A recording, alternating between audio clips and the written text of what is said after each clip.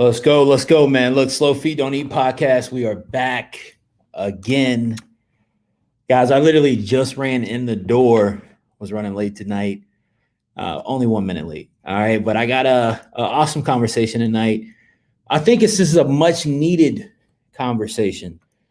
This is a conversation that is needed amongst wholesalers and cash buyers.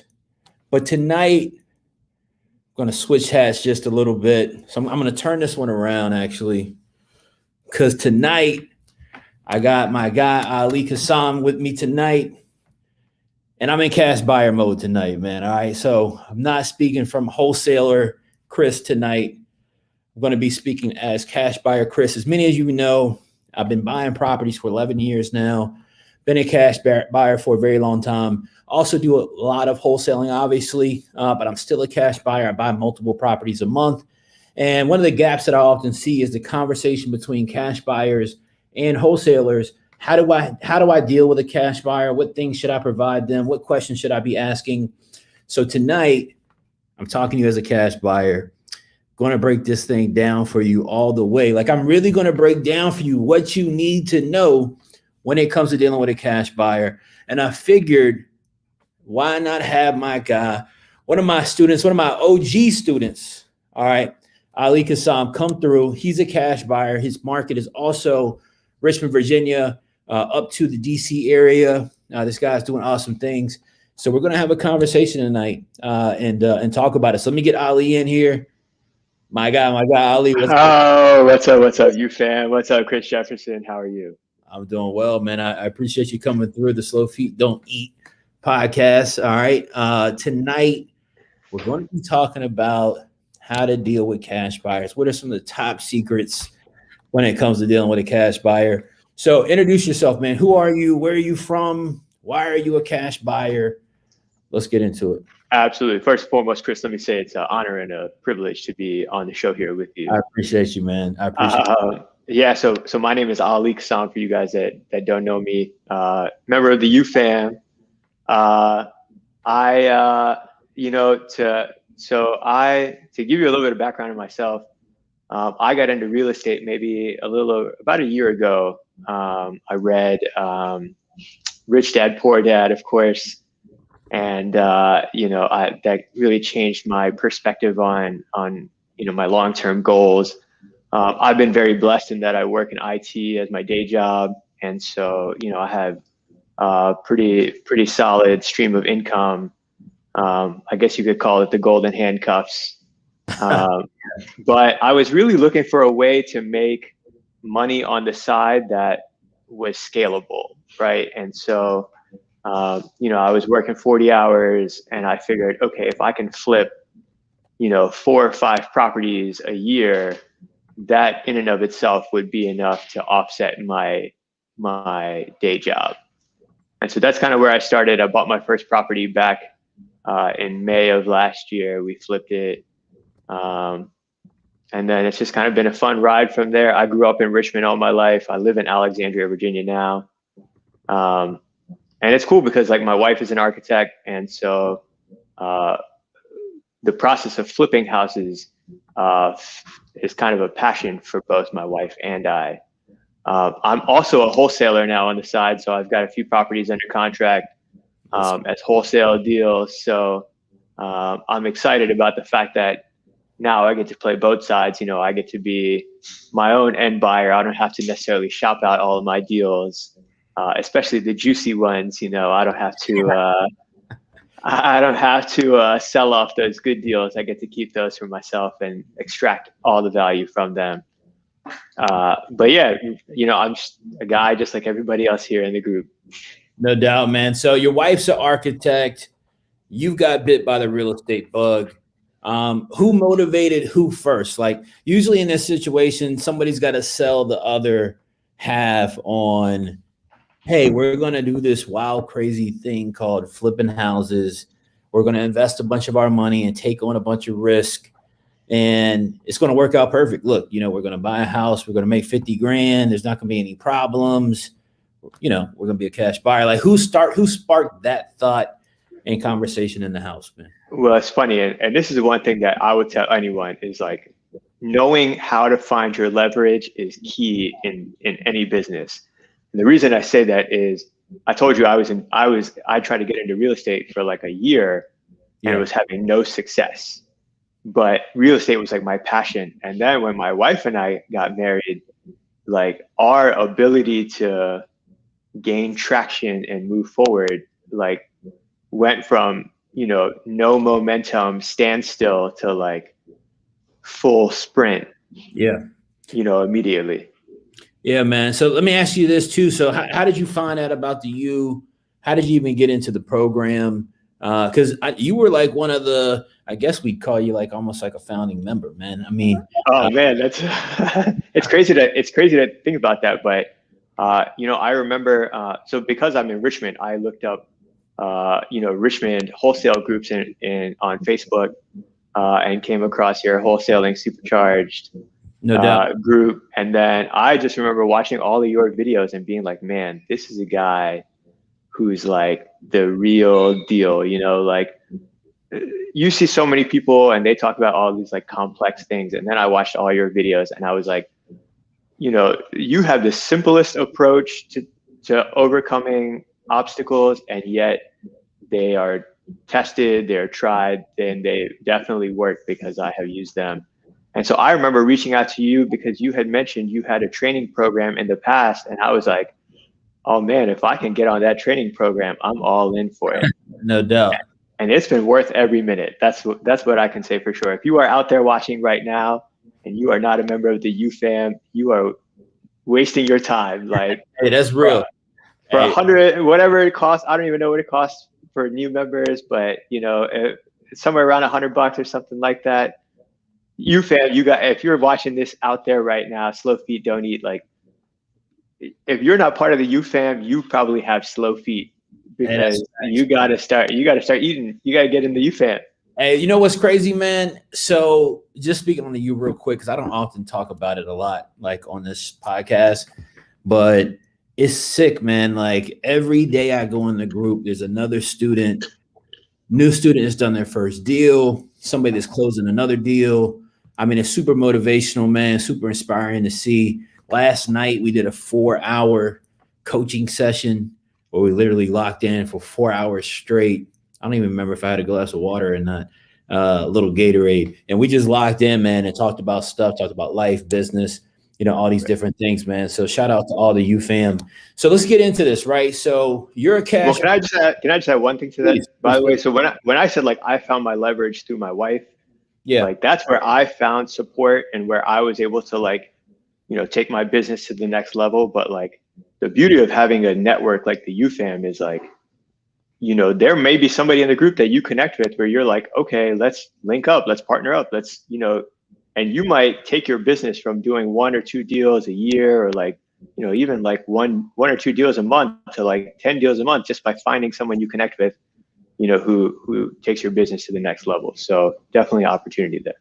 No doubt, man. I mean, I will say we've got literally the biggest student JV network in the country, man, by far. I mean, students are firing off deals left and right. They're doing JV deals with each other in multiple states. I mean, shit's crazy. All right. But it's definitely awesome. I appreciate those kind words, my brother. Let's talk cash buyers. All right. Absolutely. And I'm excited to have this conversation with you. And I want to be clear, like this conversation was your idea. And I'm excited about this conversation because there's such a disconnect between wholesalers and cash buyers. And for everybody watching this right now, if you have a question for a cash buyer, we're both cash buyers. We want to answer those questions for you tonight. So we're not going to wait till the end to have that Q&A. I want to have kind of Q&A throughout almost. So if you have a question that you want to ask a cash buyer, drop it in the comment section and let's get to it. I want to make sure we answer your questions when it comes to how to deal with a cash buyer, how to dispo your deals. So one of my first questions, right? How do you look for wholesalers to provide deals to you in terms of what is the best method of communication? Is that email for you? Is that text, Facebook Marketplace? Like, where are you going to right now to find deals that you want to try to look into to see if they're good opportunities? Yeah, I mean, there are a few wholesalers who I'm like on a text basis where like if you text me a deal, I'm 100% going to run the numbers on it every time. Doesn't mean I'm necessarily going to buy it every time. I'm going to give it my feedback every time. I'm going to say this deal isn't for me. I think it's priced too high, whatever it is. But those are my favorite, are the people that actually text me, because I always check those. I'm probably on like 1,000 wholesalers distro lists. Like my inbox, if I pulled it up pre like deleting stuff, like every morning at like 8 in the morning, the first thing I do is I pull up my inbox and I just like troll through like this list of like 100 emails I get of just wholesalers who are emailing me properties, Different deals. So you're different deals. so you're scanning your email, you're looking for deals, but ideally a deal being contacted by text, all right, is ideal. And I'm going to second that, right? Like I prefer to get my deals sent to me from people, other wholesalers, via text. So I'm going to give you guys a resource right now, all right, that you can use to test blast out your deals, that will also allow you to include a link. All right, because that's important. You can use a link to, you can include a link in your text message to link to the photos of the property. All right. Mm-hmm. So what I use is called Call Fire. All right, callfire.com. It's very inexpensive. This is not to text blast sellers, guys. This is strictly to use to text blast your deal out to cash buyers. All right. So callfire.com, sign up for an account. You got to buy credits. I can't remember exactly how much the credits cost, but it allows you to send out a text with your deal information. All right. And you can include a Dropbox link in that as well. All right. So that's a great way to send out text. When you send them out by email, one of the methods that I use to send those out by email is called MailChimp and Gmass. And so we use these for two different ways. So we use MailChimp in effort to build the list out. All right. You can build the list in MailChimp and it will give you a link. And so anytime you talk with a cash buyer, if you're text marketing to sellers and come across a cash buyer you want to add to your list, all you got to do is send them the link and then it'll go on your MailChimp list. When you get ready to blast your deal out, you can use Gmass. The reason I like Gmass, all right, is because it circumvents the update and promotions folder for Gmail, which is a big issue. All right. So what this does is it will actually land your emails to cash buyers right in their inbox versus the promotion folder, upgrade folder, what have you. Ali, I would assume that probably what you get a lot of emails. I'm assuming I don't even check the promotion box. Don't even check it. I don't check it. If it makes it there, it's not being seen by me. Yeah. So look, I don't check the promotions folder either, which is why Gmass is that important, because it will get your stuff right in front of the people that you need to get it in front of. And so, guys, again, cash buyers, you want to store your list in MailChimp and you can mail out via email to them utilizing what we call Gmass. All right. Now, Ali, I got to ask you, I guess maybe, man, like this thing's been debated for a long time. All right. And you guys that are my students, you know my thoughts on this. All right. But I want to talk about this publicly a little bit. So does repair costs matter to you from a wholesaler? And if so, why? So I'll say this, and that's, I don't need I don't care so much what the repair number is that you have listed, so long as it's like somewhat reasonable. Like if you're wholesaling like a 2,000 square foot house and you're telling me it's going to cost 40 grand and you're pricing your deal based on the fact that it's going to need 40K in work, like that's generally like an unreasonable number, so like for me, the thing that I value most when I interact with wholesalers is like some level of transparency. Like if you're going to tell me what the comps are, I don't want you to tell me what the comps are and then include some property that's like 2 miles away and say, the ARV on this property is 250 because some house sold, a city over. A city over, yeah. And like it sold for 250, like I'm much, like I'm going to run my own comps, right? Like I can quickly assess the repair value based on pictures and stuff like that, or at least get a good idea what they are. So I'm not necessarily worried about like, are you giving me the 100% exact numbers? Like not so worried about that. What I am worried, the thing that I appreciate is just like transparency. Like the deals that I spend the most time looking at are the ones where someone even includes comps and says, hey, like here are the 3 properties that I'm using as my comps. So that way, if I have a question about like, well, how did you come to this number? At least you can say, well, here are the 3 properties that I'm, saying, even if they're the top 3 properties in the market, like I usually don't necessarily always use the highest property as a comp, just like as a buyer, just to be safe. But, if, like if you include that, I'm never going to argue with you and say, oh, this person is like trying to sell me on some property that's not realistic. Right. So I love the transparency, and I love when wholesalers are upfront with me. I like that. So, one of the things that you mentioned is, when you're dealing with the wholesaler, you appreciate being able to see 3 comps.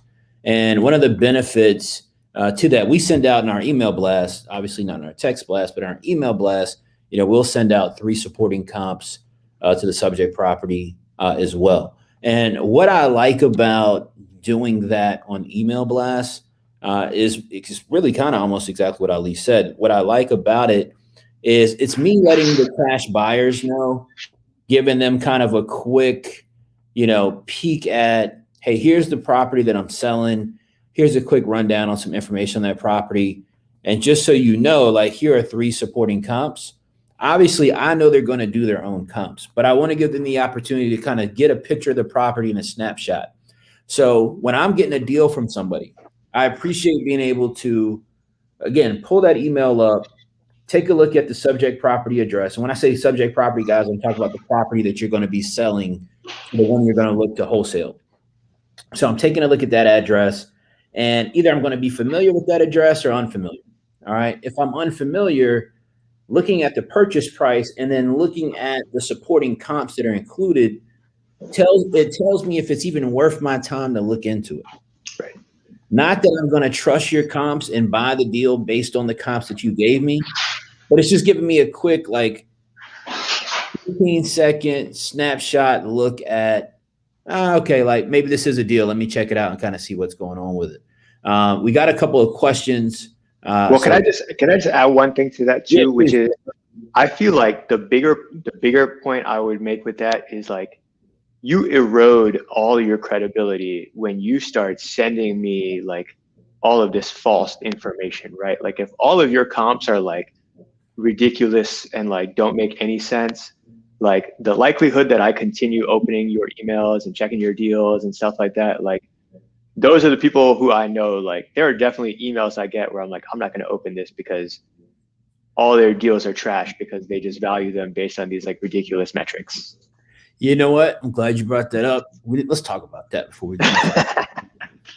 Let's talk about that. So you want to keep your credibility high because like as long as if you're sending me true comps, I'm going to say, okay, maybe you priced it too high, but like you know what you're talking about.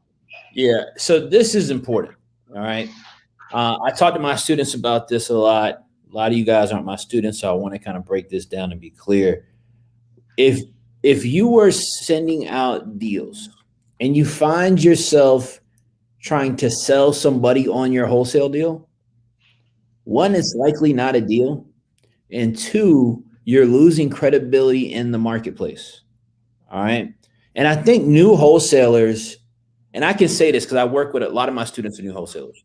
I think a lot of newer wholesalers don't understand the importance of credibility in the market because cash buyers talk. All right. And when you're sending out bad deals, when you're sending out deals where you say the comps are one thing, you're saying the property's worth 200, but it's really worth 150. Like cash buyers are having those conversations and you're losing credibility with people in the marketplace. And so unfortunately, what starts to happen, it's like the boy cries wolf. What starts to happen is you send out 5 bad deals and maybe that 6th one is a good deal. But by that time, some people aren't even opening your emails anymore. Some people have unsubscribed from your list. Some people are not paying any attention to your text messages when you send your deals out. So it's super, super important, guys, to make sure that you're marketing the deal at a solid price. And here's some additional perspective on that. How I teach my students, what I tell people all the time is you don't do business and you don't think based on your potential profit. A lot of wholesalers make bad decisions because they're thinking based on what they want to make on a deal. It's like, oh shit, man, I can make 15,000 on this deal. Let me push it and try to sell this deal for 100,000. I know it's only worth 85, but let me just throw it out there for 100 and see what happens. Guys, stuff like that makes you lose credibility in the market, and also honestly takes you off focus on getting more deals and getting consistent business going for what you're doing. So I agree 110% with Ali. Guys, you don't want to lose credibility in the market, all right? Because as you grow, as you scale, you want to be known as a resource to go get deals, not as somebody who's sending out BS deals all the time. And here's the beautiful thing about wholesaling. If you can put yourself in a position to be a go-to resource in your market for good quality deal flow, you're going to do good business. And the reason being is, here's the number one problem for a cash buyer. All right. The number one problem, if you're not a dual threat like myself or Ali, all right, you don't have deals to buy. You don't have deals. You're on MLS all day. You're on Craigslist all day. You're on Facebook Market. That's what cash buyers are doing. Mm-hmm. Ali, you know what I'm talking about. Absolutely. Right? That's what I do in my night times. Exactly. My daytime is calling. My nighttime is like trolling the internet, right? Like finding deals however I can find it. Absolutely. Yeah, man. So guys, you got to take that serious. All right. When it comes to this business, let's answer a couple of these questions. We got a few that came in. If we approach a cash buyer with a deal they believe is priced too high and they are lowballing us, how do we go about negotiating with them without all the back and forth? All right. And so, Ali, I'm going to let you answer that first, and I'll kind of give my thought. What's your thought on that question? Yeah, so it's interesting. As I'm reading the question, and it says, you know, if they believe the price is too high, then they're not really lowballing you, right? They're just making you a fair offer. I like it. Yep. You know, like if I think a property is only worth 75,000 based on my repair estimate and my ARV calculations, and you have it priced at 90,000, well, I don't consider it lowballing you if I'm offering you what I genuinely think it's going to cost for this deal to be profitable. You know, like the thing that you have to realize especially for new wholesalers, the thing you have to realize is like the same way that you are trying to get the lowest price on the contract with the seller because you want to get the most profit out of the deal, your end buyer is basically doing the exact same thing with you as a seller, right? Like, except because they're the end buyer, like the numbers have to make sense for them. There's no like, you know, they have to meet a certain criteria because they're putting up all of their cash. Like as wholesalers, we think, oh, I need to make 10 grand. So if I don't make 10 grand, like I don't want to do a deal for 5 grand. Sometimes as a wholesaler, you got to realize like making 5 grand on a deal and taking an offer is like, it's pretty good. I don't know anyone who says making 5 grand is a bad deal. Hey, listen, I'd like to make 5 grand right now. Right. Right. And that's a good point too, right? You know, and this again goes back to thinking based on money. You can't make decisions. You can't do business with money as a driving factor in how you make your decisions. There's nothing wrong with making I've made $500 on a wholesale fee before, $1,000 on a wholesale fee before. That's how it works. You don't have to make 5,000 on every deal. You don't have to make 10,000 on every deal. It's about velocity and what you call the snowball effect. You want to get in a rhythm, and you can prevent yourself from getting in a rhythm because you're too focused on trying to make money, a certain amount of money in a particular deal or whatever the case might be. So I agree. Yeah, I mean, what you're getting is not an overpriced or a lowball offer. You're getting a fair offer because your deal is overpriced. And so a simple rule of thumb, guys, all right, because I'm giving away some secrets here tonight, all right? So a simple rule. We're giving away some secrets. We are giving you, because you're dropping gems 110%. If you have 3 buyers come through your property or take a look at your deal and they say they have interest and they look into it, you don't ever hear back from them, all right, they lowball you, quote unquote, you got to know that you are overpriced. You have to know at that time that there's a price issue. It's not worth trying to carry a contract out the full 30-day term or anything like that. My rule of thumb is after 72 hours, if the deal's not sold, we likely need to, and we're marketing it through all channels, then we need to recalibrate the price. Right. 72 hours. When we hit the 72-hour mark, if the deal's not sold and we don't have a serious interested party, we know that there's a price issue and we need to make a price adjustment, and we need to figure out how to do that quickly. I can tell you this too. When I go see a property, like I know walking out of that property if it's a property that I want to move forward on. I like that. I was going to get there. I like that. Like So very rarely am I walking through a property and I'm looking at it and I'm like, oh, this property, do I want to make an offer? Like, do I need 48 hours to think about making an offer? No, because as a cash buyer, if I'm walking through the property, I don't want somebody else putting an offer on it if I'm committed to buying it. right. So if it's priced right, I'm going to put in an offer right there as I'm walking out of the door. I'm going to say, hey, I want to put in an offer. Yep. I'm glad you brought this up. Guys, I buy a lot of property. When I'm going to buy a deal, just like Ali just said, I'm not going in there with a contractor. I'm not asking my contractor to come the next day. I'm not saying, hey, I'll get back to you in a few days or anything. If I want to buy the deal, I'm walking through 5, 10, 15-minute walkthrough at the most, and I'm trying to make a deal with you on the spot. That's what serious cash buyers do. Now, you do have what I would call casual cash buyers. All right, now there's a difference. All right, I want to be really clear. There's definitely a difference. I'm a serious cash buyer. Ali's a serious cash buyer. A casual cash buyer is somebody who, we call them tire kickers. All right. They like to kick the tire at deals and look at deals. Every once in a while, they buy one. I know a bunch of them in my market. All right. I know, but I ain't going to call them out by name. All right. But there's a bunch of them in this market. And they're tire kickers. They come look at the deal. They say they got to send their contractor by. They say they got to do this. Those are casual cash buyers. Doesn't mean that they won't buy the deal. But you don't circumvent your process for the cash buyer. All right. And so what you have to do is you have to vet out the cash buyer. So Ali, you're a cash buyer. If you're going to buy a deal from a wholesaler, what are you providing them to purchase the property and to let them know that you're serious and want to move forward? Generally, proof of funds is the first thing I send. I have that on deck all the time. The biggest thing for me, all the wholesalers that I've bought deals from, I've had relationships with, or I've established a relationship with. So I've had a full conversation with them, and I just let them know straight up, like, hey, I'm serious about buying this property. But I hope that in my demeanor and my the way I present myself, that I come off as someone who's just serious about doing business. Right. Now there are definitely going to be people who come off on the first call and they're like, hey, I'm serious about buying it, and then they're going to drag you along. And I don't know enough to I haven't been as a wholesaler long enough to know how to screen end buyers. That's not necessarily my forte. But yeah, I mean, proof of funds I always have ready. If somebody says, hey, do you have proof of funds? I can get you that proof of funds within 5 minutes. Right. I don't have to say, hey, let me call my lender and get you a proof of funds letter. I've got that ready to go. No problem.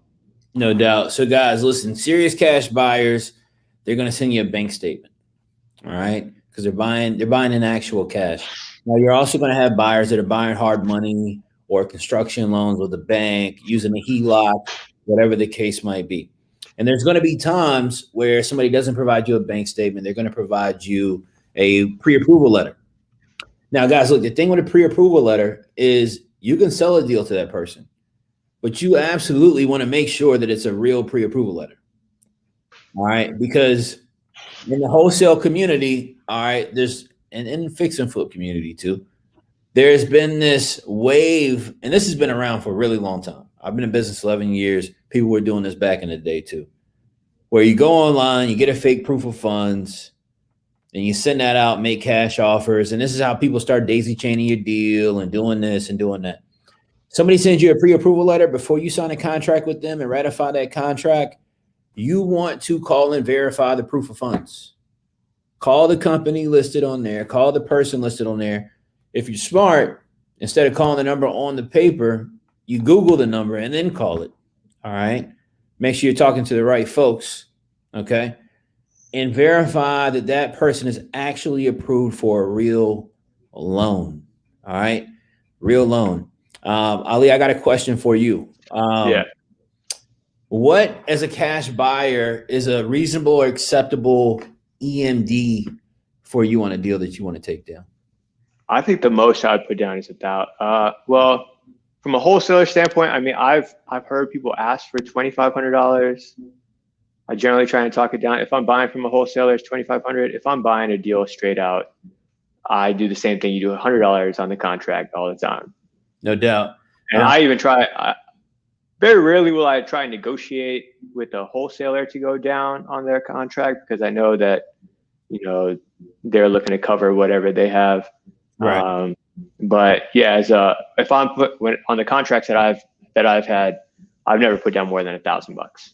Got it. So, all right. So EMD, I'm going to answer this from a wholesaler perspective and a cash buyer perspective. All right. As a wholesaler, we require $2,500 non-refundable EMD. Now, ironically, all right, as a cash buyer, I do not want to put down a $2,500 EMD. All right. That's the truth. All right. That's the cold truth. All right. So when I'm buying deals from other people, what have you, I'm generally putting down $500 or $1,000. All right. Now I do have the benefit people in my market. They know, hey, this guy's really going to buy the property. He's a serious cash buyer. He owns different properties, da, da, da, da. So that does work to my benefit, but that's just the truth, right? Now, again, as a wholesaler, we're sending out a deal, $2,500 non-refundable. If I'm making an offer on somebody's deal, $500, $1,000. But look, I can close in 7 days, right? Right. So it's just all relative. But the thought on that changes when you wear different hats. But that also goes back to the fact that, like, when I make an offer, like, I'm serious about it. Like, right. I'm putting down my EMD, like, I'm going to call you, say, hey, I want to make an offer. And then that EMD is going to be in place 24 hours, yeah, no problem. Yeah. There's no foot dragging, right. on that, because you want to move the deal forward. You want to get title opened on it, et cetera.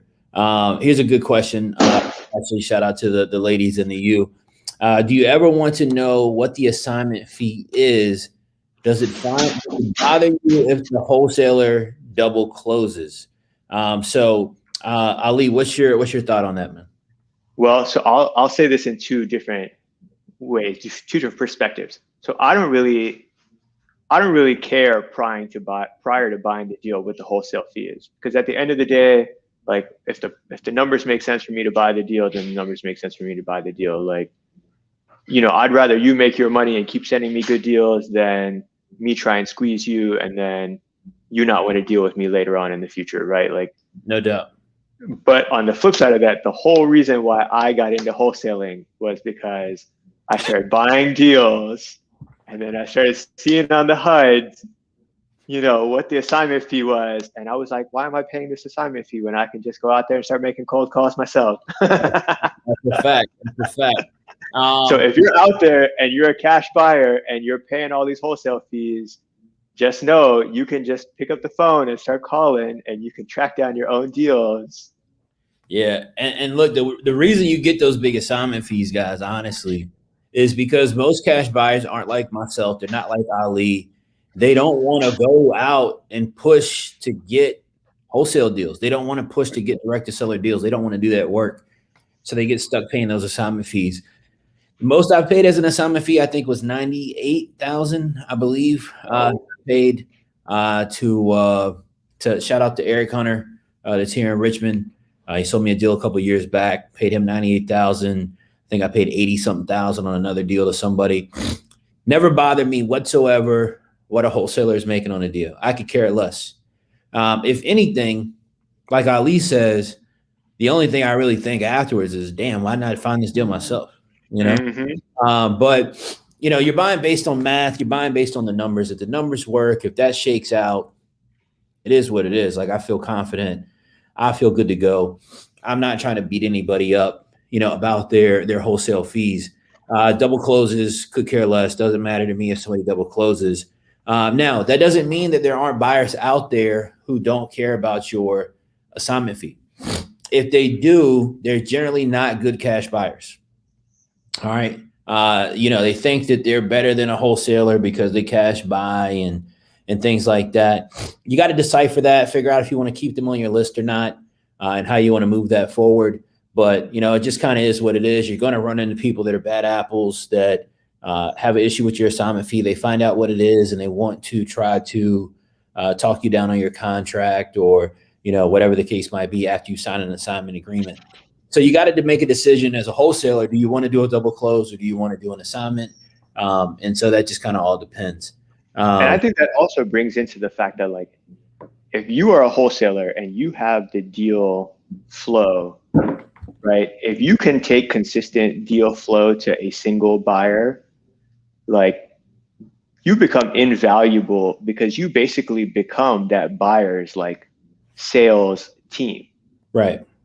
Right. So like there are plenty of big time buyers that I know who just hire wholesalers, or not even hire them, but like they just pay all of their expenses and say, okay, I'm going to like give you all the tools you need to be a successful wholesaler. I just want first crack at your deals. And like I know people who buy like 5 deals a month from one wholesaler, and they don't care at all what the wholesale fee is. They just want the deal flow because the only way, like they just want to do the renovation and make the big money. They're not worried about, they don't want to spend the time on the phones. They don't want to manage a sales team. So like the most important part in real estate is the properties. So like, if you are doing your job as a really good wholesaler, most end buyers just want you to continue bringing them really good deals. Right. Yeah. No, buyers want you to bring them good deals because, again, like I mentioned earlier, cash buyers, guys, are looking for deal flow at the end of the day. They want the ability to be able to purchase and buy deals 110%. Brittany Vons is asking a question here. Do you recommend using PropStream's comp report? I'm assuming you're probably talking about the automatic generated comp or estimated value or whatever the case might be that comes up in PropStream. I do not recommend using that whatsoever. All right. Now, I love PropStream. Those are my folks. I highly recommend PropStream if you need it. All right, go to chargedupdata.com. All right. However, you have to run your own comps. You don't want it to be plug and play. You don't want it to have a cheat code. All right. You want to do the work. And it's simple. So to break that down, we use and I teach what are called as is comps. All right. It takes less than 2 minutes to comp a property. All right. So what you can do is go on my YouTube channel, which you're already on. So go on my YouTube channel. There's a video with a white background that says, hey, this is the last comp video you'll ever have to watch. It's like an hour long. Watch that video, Brittany. I promise you're going to find out and understand exactly how to comp properties very, very fast in under 2 minutes and make a whole ton of money. All right. And Brittany, can I add something to that? Is you want to practice running comps all the time. So like, even if I'm not necessarily looking to buy a specific deal, I'll still run the comps on a lot of properties just because, like, one, you're going to learn a lot about, like different areas, different markets. You want to create that muscle memory of like, here are the steps to do things, here's how to assess a good deal. You'll kind of get a sense for like, you'll learn all kinds of things just by going through the motions of running comps, that if you do something that's automated, you're going to lose out on that skill. And it's a valuable skill. Yeah, I agree, man. Being able to value property, understand data, understand how market works, as you scale into other parts of real estate, as your business grows over the years, that's going to be a completely valuable asset to you. So we got somebody that's asking, so for a 2,000 square foot house, what would be an acceptable amount for repair? Ali, you already know my answer to this. It don't matter. You just run the as is comps, right? Like, you can generally tell what other, you can just look in the other neighborhood and see, like there's no set answer. And as an end buyer, like I can tell you, it's a house that's in disrepair. It's going to be a bigger number.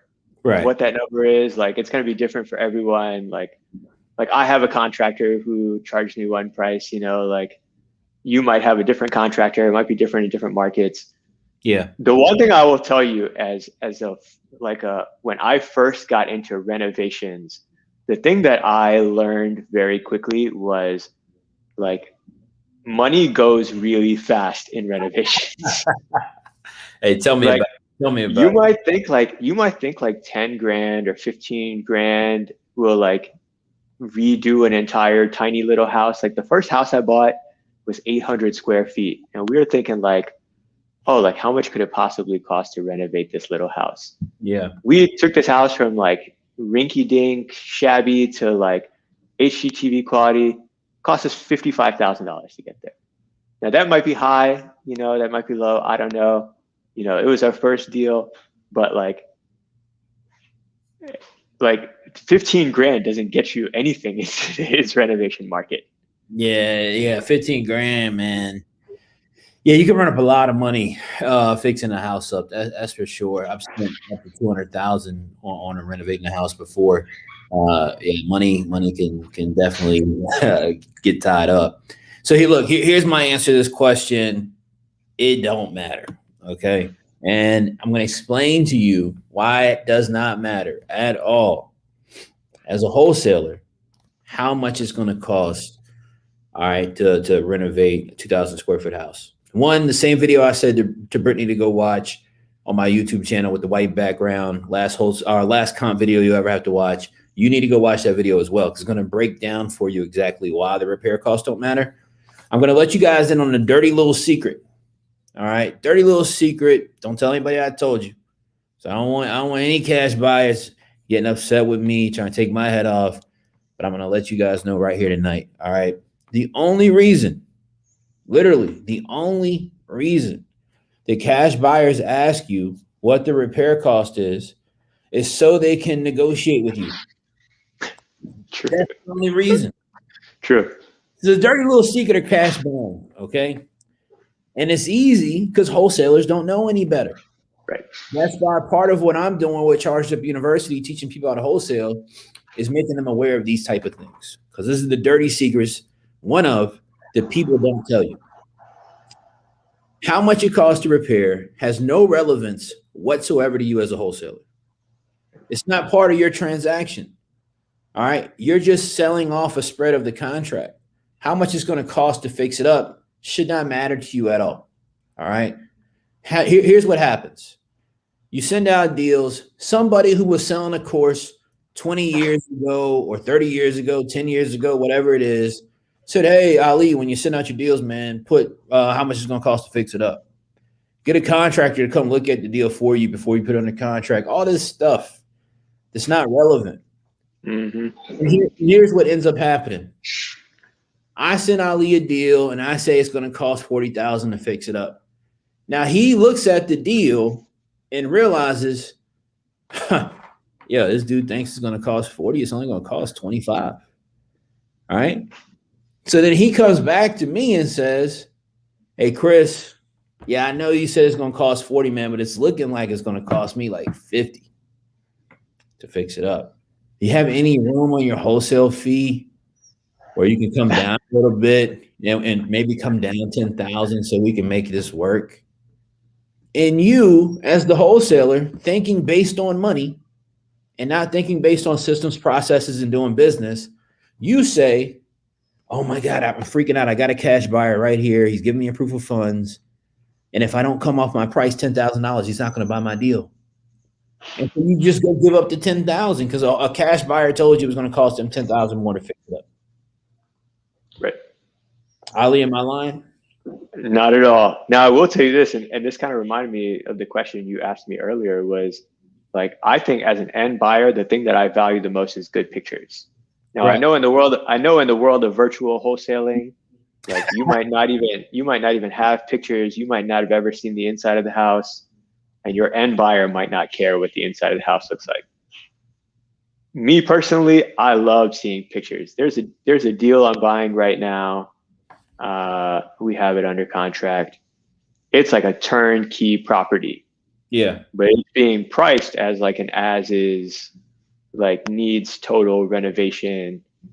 And I was like, how is this, like who priced, like, like the person who bought this has no idea what this property is worth, because, I feel like I'm getting a really good deal on it. And so like your end buyer can move a lot faster if they know what they're buying. Yeah. Pictures are extremely important. You gotta take good pictures, guys, when you send out your deals. And I also recommend doing a video walkthrough of the property. Do a video walkthrough of the property and send that out. Include that with your pictures. But to answer this question, like I said, it don't matter. All right. Dirty little secret. We're giving out some secrets tonight. Me and Ali are kicking game with y'all tonight. Go ahead. And to that point, like if you take really good pictures, your end buyer is going to be able to determine what the renovation cost is on their own anyways. Correct. Right. Like I can just look at really good pictures and I can say, okay, it's probably going to cost this much based on square footage and condition. Or at a minimum, the pictures will show me enough about the condition to make the determination if it's worth my time to go look at it as a cash buyer. Exactly. But if you as a wholesaler tell me what you think the renovation cost is going to be, I'm laughing in the back of my head because I'm like, yo, this is easy. I can negotiate them down easy. I already know I could get you down to your minimum wholesale fee. Right. Because you're speaking to me on data that you're not actually educated on. So why not keep it simple and just focus on as is comps and supporting data that shows you what properties are selling for? Again, if you have not watched that YouTube video I got out, you need to go watch it. Take the time. It's like an hour, and we'll break that down for you in that video. You purchase, buy, and holds or flips. With flips, you use the 75% formula. With buy and holds, do you look for 1% return minimum? So I gotta say, a lot of times when I see stuff like this, it reminds me how much my students are winning by having me as a coach, because I'll really be breaking this stuff down for y'all like crazy. Ali, how would you answer this? This is kind of similar, but how would you answer this? Yeah, same thing with flips. Always just the as is comps. Yeah, I don't even care. Beyond that, like if I'm buying it in the same range as somebody else who's already done their research, well, then I know I'm in the right place. Correct. And I want to say this real quick. Again, dirty secret. All right. Do you guys know where 70% rule came from? It's not a wholesale term. All right. It's a lending term. All right. 70% of LTV, loan to value. All right. That's what lenders use as a determining factor of how much they'll extend as capital or a loan to you for a project. So a lot of hard money lenders, traditional lenders, will lend 65, 70, 75, 80%. All right. Of the value. Okay. What happened some time ago at some point before the internet caught up with the world. All right. People said, because again, it's driven by cash buyers. I don't know where this started. It probably started with some random wholesaler in like 30 years ago, right? That was just sitting around like, what if I tell everybody to use 70%? And then I guess it just fucking caught on and everybody just started doing it, right? Here's the reality. That shit don't matter, all right? It does not matter. I'm telling you, as is comps, watch that video on my YouTube. It will break all this out for you. The reason it doesn't matter is because you're not getting a loan. Right. You're not getting a loan. You're just wholesaling it. So why do you care if it's 60%, 70%, 80%? I don't care. Because if buyers are buying in the market at 90%, which does happen sometimes, all right? Mm-hmm. If buyers are buying in the market at 80%, 75%, and you're doing your numbers based on 70%, or I heard COVID happened, so now I'm doing 65%. Guess what's happening? You're leaving money on the table, number one. Or number two, you're losing out on wholesale deal opportunities that are getting picked up by other wholesalers because you're looking at how to analyze the deal wrong. Now, I'm going to say this because I'm going to say this publicly, all right?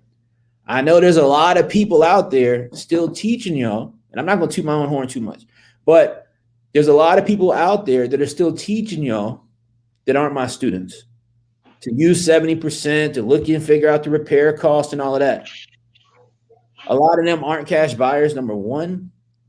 But number two, they're just teaching you based on regurgitated stuff that they've heard over time. Like Ali said about me, and I really appreciated him saying that, I break down and I look at things in simplicity. It's just simple, right? And here's how simple it is to me. This is why I started doing as-is comps a few years back. Because as a cash buyer, I realized, well, it's pretty simple. If I look at the market and I'm interested in buying this house, and 5 other houses sold in that neighborhood in the last 6 months in the same or similar condition for $50,000, well, then it's clear to me that I could sell my house for $50,000. Right. I'm going to tell you how simple it is to understand what I'm saying. As a cash buyer, that's the exact same process that you use when you go to sell your flip. Right. That's how I realized it's like, oh, I just do the same thing. It's the same way to comp. You don't comp it 2 different ways. Also, if 4 wholesalers bought it at the wrong price, it probably would have, they probably would have stopped buying them at that price, right? Nobody would be buying in that neighborhood. Exactly correct. So when I go to sell a house that I'm flipping, just like Ali does, I'm going to look to see, well, what have other properties in the same or similar condition sold for? What have other renovated properties sold for in this neighborhood? Okay, this renovation up the street sold for $200. That one sold for $205. That one sold for $198. All right, well, yeah, $200. I could probably sell my house for $200,000. Concept is the exact same, guys, when it comes to the front end of the business in wholesaling. I hate to tell you, I don't want to be the bearer of bad news. I don't want to burst anybody's bubble because I love all y'all. Even if you're not one of my students, I love you. But here's what happened. All right. People convinced you guys at some point that you got to know 70%, you got to know repair costs and all these different things. And it's taking you away from being focused on what really matters in the business, how you can really drive home revenue and make money wholesaling houses all over the country from a computer and a cell phone. You don't got to be a contractor. You don't got to know how to swing a hammer. You don't even got to be physically in that location. All right. When it comes to the 1% for buying holds, I do use the 1% as a rule of thumb to make sure that it's going to be a good deal for my end buyer.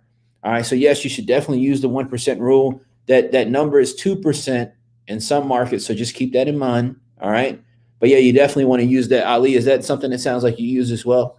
Yeah, where are we getting 2%? Sign me up for that. Yeah, this is like up north in different markets. Yeah. Definitely not in Richmond. I guess in Baltimore, in some places you get. Yeah, 2%. Baltimore, the Midwest, some of those markets you can get 2%. You definitely can't here in Richmond. That's a fact. Yeah, right. I wish you could. But simple way to do that is go on rentometer.com, look at what the rent is for that area, do the 1%, and see if it makes sense. All right. And I would just add to that, you should run that formula on every property, because some properties, like, you'll be able to sell at a higher price to rental buyers, right, if the rental numbers make sense, than if you're selling it to a flipper. Yeah, that's actually a really good point. I'm glad you said that. Part of your job. Some people just look at distressed properties and they're like, oh, this has to be a flip. Correct. So I'm going to sell it as a flip. But like, if the rent number makes sense, somebody will buy that property as a rental, and you might end up making more money. So I'm not necessarily saying like you should only target one or the other, but you should be running analysis on every deal of like, okay, how much could this rent for? What could I sell it to a rental buyer? How much are people paying for cash properties? And then figure out what's the best approach from there. Don't just assume, this property is in shit condition, so it's got to be a flip. Yeah, 110%. Your job as a wholesaler, honestly, is when you're going and looking and analyzing a deal and getting ready to sell that deal, it's your job as a wholesaler to identify who your buyer avatar is. What's the ideal buyer for that property? And a lot of times, right, especially right now in the market that we're in right now, it's not a fix and flipper. It's usually a buy and hold investor. Mm-hmm. That's a good game right there. Bam is asking, if you're interested, do you always give an offer? And so I'm assuming he's speaking to us as if for us in our cash buyer hat. So as a cash buyer, if you're interested in a deal, do you always give an offer? I'm going to say no. I'm not sure about you, but what about you? Yeah, if a deal makes sense, I always make an offer. Yeah. Nah, yeah. If a deal doesn't make sense, like if it's overpriced or like it's too risky or something like that, I'm not gonna make it. You know, like maybe I'll sit and wait on it. Yeah. But again, if I know it's a good deal and I walk into a property and I know it's a good deal, I'm gonna make an offer. If I'm like, this property is too risky, I don't really know, you know, like I'm not gonna sit around and like wait for it, you know, like if it crosses my desk or I get an email, you know, a week later and it's like, hey, I dropped the price by 10K. Are you interested? You know, I'll look back on it, but there are just too many deals out there and too many properties to analyze and too many calls out there. Like you got to get past, you know, the abundance mindset is that there are just so many deals out there and so many properties and like so many opportunities, right? Like if you get so caught up in life on one opportunity, you're going to miss out on so many other properties, right? And so like you as a buyer, I never get caught up on one property. And as a wholesaler, you should never get caught up on one property because like the second your wheels stop turning, like you're just missing out on other deals. Yeah, I agree. You know, for me, so as a wholesaler, you should always make an offer to a seller, regardless of what their asking price is. You should always make an offer as a wholesaler. As a cash buyer, I don't always make an offer, and I'll explain why. So for me, I look at it like this, right? Like if the wholesaler is marketing the deal, let's say for 200,000, and I know that it ain't worth more than 150 at best to me, I'm not really going to waste my time even reaching out, talking about the property with you to even make an offer. I may check in later to ask you if it's sold or not to see if I can revisit the deal with you. But I've just learned from experience that wholesalers, unfortunately, and I teach my students not to be like this, but I've just learned honestly from experience that wholesalers are so married to the thought of making money on a deal that if the price should be 150 and they're marketing it for 200, you just got to kind of let them figure it out. Because what happens is you try to tell them and let them know, like, hey, I think you got that overpriced. Hey, you really need to be at 150. They think you're hating on them. They think you're trying to steal the property from them or, you know, make less money or what have you. The benefit for me being a cash buyer that buys other people's deals is I also provide myself my own deal flow. And so I don't have any feeling of commitment to deals with other people, because I know that my company is going to supply our own inventory anyway. So I'm only really buying other people's properties when they're actually really deals. So that would be my thought on that. I mean, I wouldn't put an offer on something I didn't think was a deal, right? Like, yeah, just be like silly. How do you, when you're dealing with real cash buyers and not another wholesaler, how do you know when you're dealing with a real cash buyer and not another wholesaler trying to steal your deal? This is a big question a lot of people have. What would you say to that? You know, I haven't encountered like as a buyer, I don't really necessarily deal with that so much. So I don't necessarily have a good idea. Yeah. I'm gonna defer to you on this one, Chris. No, that's all right. All right. So this happens a lot where other wholesalers come in, they're trying to daisy chain your deal. They're acting like cash buyers and wasting your time. Hey, I want to go take a look at the property. What's the lockbox code? Da, da, da, da. All right. What I do is we ask for proof of funds as quickly as possible. We want to vet out if you're serious or not. All right. We don't want to JV with you unless we ask to JV with you. All right. And we don't need you to try to wholesale our deal, daisy chain our deal. So there are wholesalers that do this. If any of you guys are watching and you do this, please stop. Please stop. All right. But here's what they do. They'll come onto your wholesale deal. They know you're hungry for money and you're married to the money and not using systems and processes. And so what they do is they put offers on your deal. You accept it and sign a legal binding contract with them. And then they go out to try to then wholesale your deal. And then they market it to your own cash buyers or somebody else that you know, and you're trying to figure out, man, like how did this even happen, right? Like why is that happening? So ask for proof of funds. vet that buyer out, ask them about some of their recent projects. You know, like, hey, Ali, like, what's one of the recent houses that you flipped? Like, that's your report with a cash. That's a great question to ask. Right? Hey, I mean, what's one of your most recent projects, man? Have you done something in this neighborhood? Or, like, that's casual conversation, but as a wholesaler, it's going to let you know whether or not they're really a cash buyer or not. So I would take that with you and use that. If you price a deal and push to a couple buyers and they say no due to the main road, price is too high, to avoid losing credibility, do you stop marketing to additional buyers or continue? Always continue. Yeah. If you're not marketing your deal, it's a dead deal. Yeah. Like, are you just gonna like roll up into a ball and say like, oh, this property is not gonna sell, so I'm just gonna like, you got to fight through it. So you got to find that one buyer. I mean, you might want to change your approach, right? So like, maybe you start posting it in different places. Maybe you drop the price. Also, I would, if you're getting feedback like, oh, it's on a main road, or like it's priced too high, anytime someone tells you it's priced too high, you should ask them the question, what are you willing to pay for it? There you go. Because if they throw out a number and you're okay with that number, take it. Make the deal. Yeah. So Ali's spot on with this. When buyers are saying things like that to you, all right, you got to ask the question, like he just said, hey, what are you willing to purchase it at? But the other thing that you got to keep in mind, like I mentioned earlier, again, if you're 72 hours in marketing a property, and I mean marketing at full tilt, you got it out to your buyers list, it's on Facebook Marketplace, Craigslist, then you got to know you want buyer feedback. So the buyer feedback is, hey, look, your property's near a main road and it's priced too high. So what I see and hear when I read that question is that you're likely trying to comp your property against properties that aren't on the main road. So that doesn't mean they're in same or similar condition. All right. And so you likely tried to price your house based on the properties that aren't on the main road, but they're more in the neighborhood. So you didn't make an appropriate price adjustment for that. All right. And so you got to recognize that there's an issue on your price.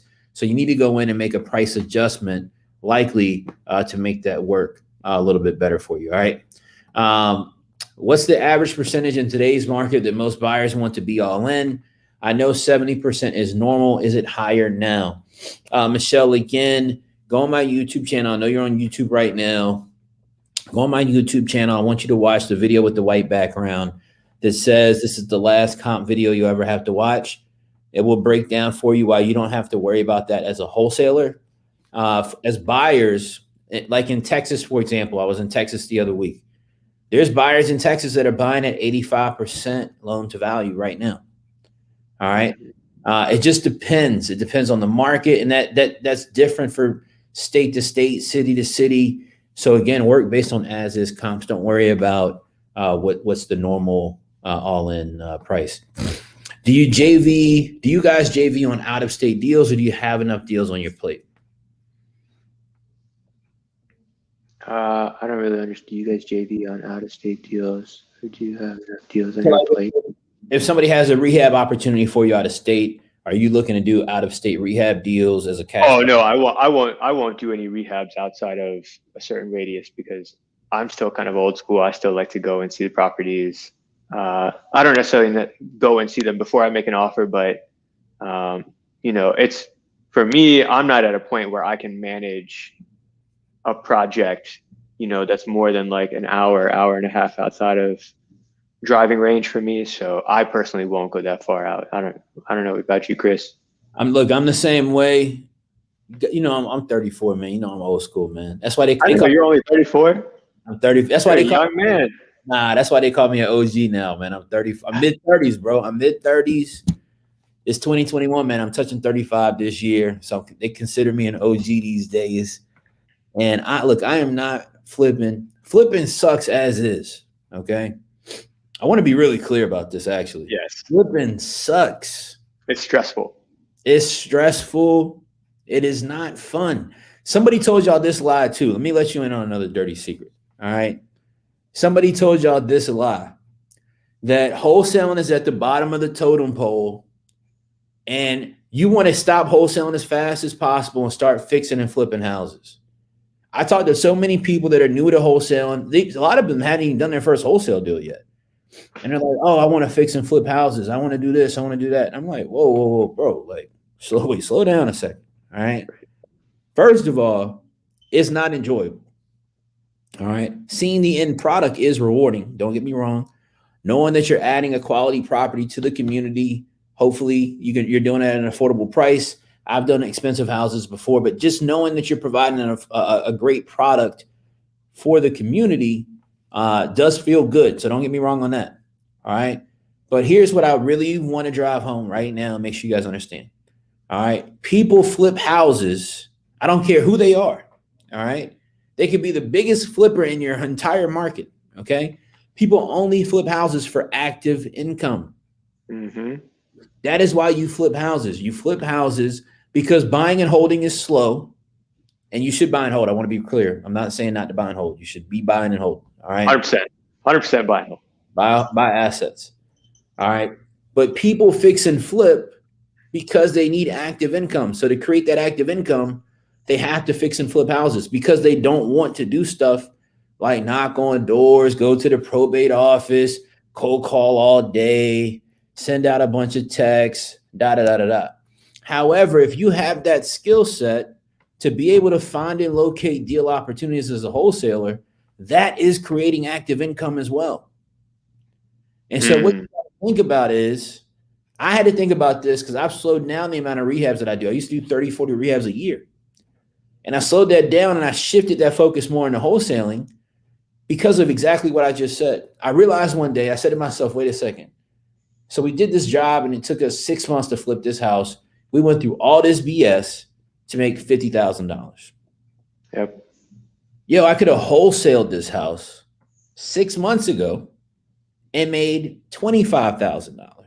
Yep. The velocity of capital would have been much stronger had I just wholesaled these 30, 40 houses versus fixing and flipping them. Now, there are going to be deals because I still fix and flip. So there are deals that come in and they just make more sense as a fix and flip than they do as a wholesale. All right. So you got to figure that piece out. Go ahead, Ali.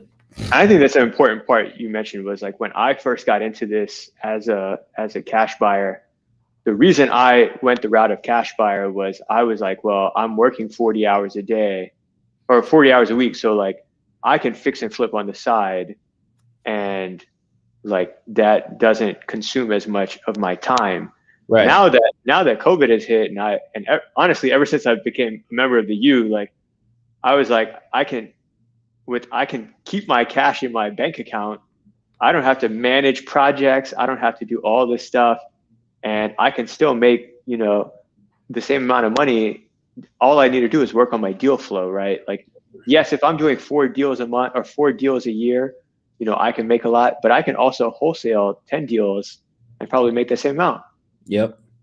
Right. So like, even in my business, my practice, like the reason I told you this in December, like, I flipped my first house in May. I had like 2 more under contract that we've bought, but like in December, my whole focus went to just cold calling.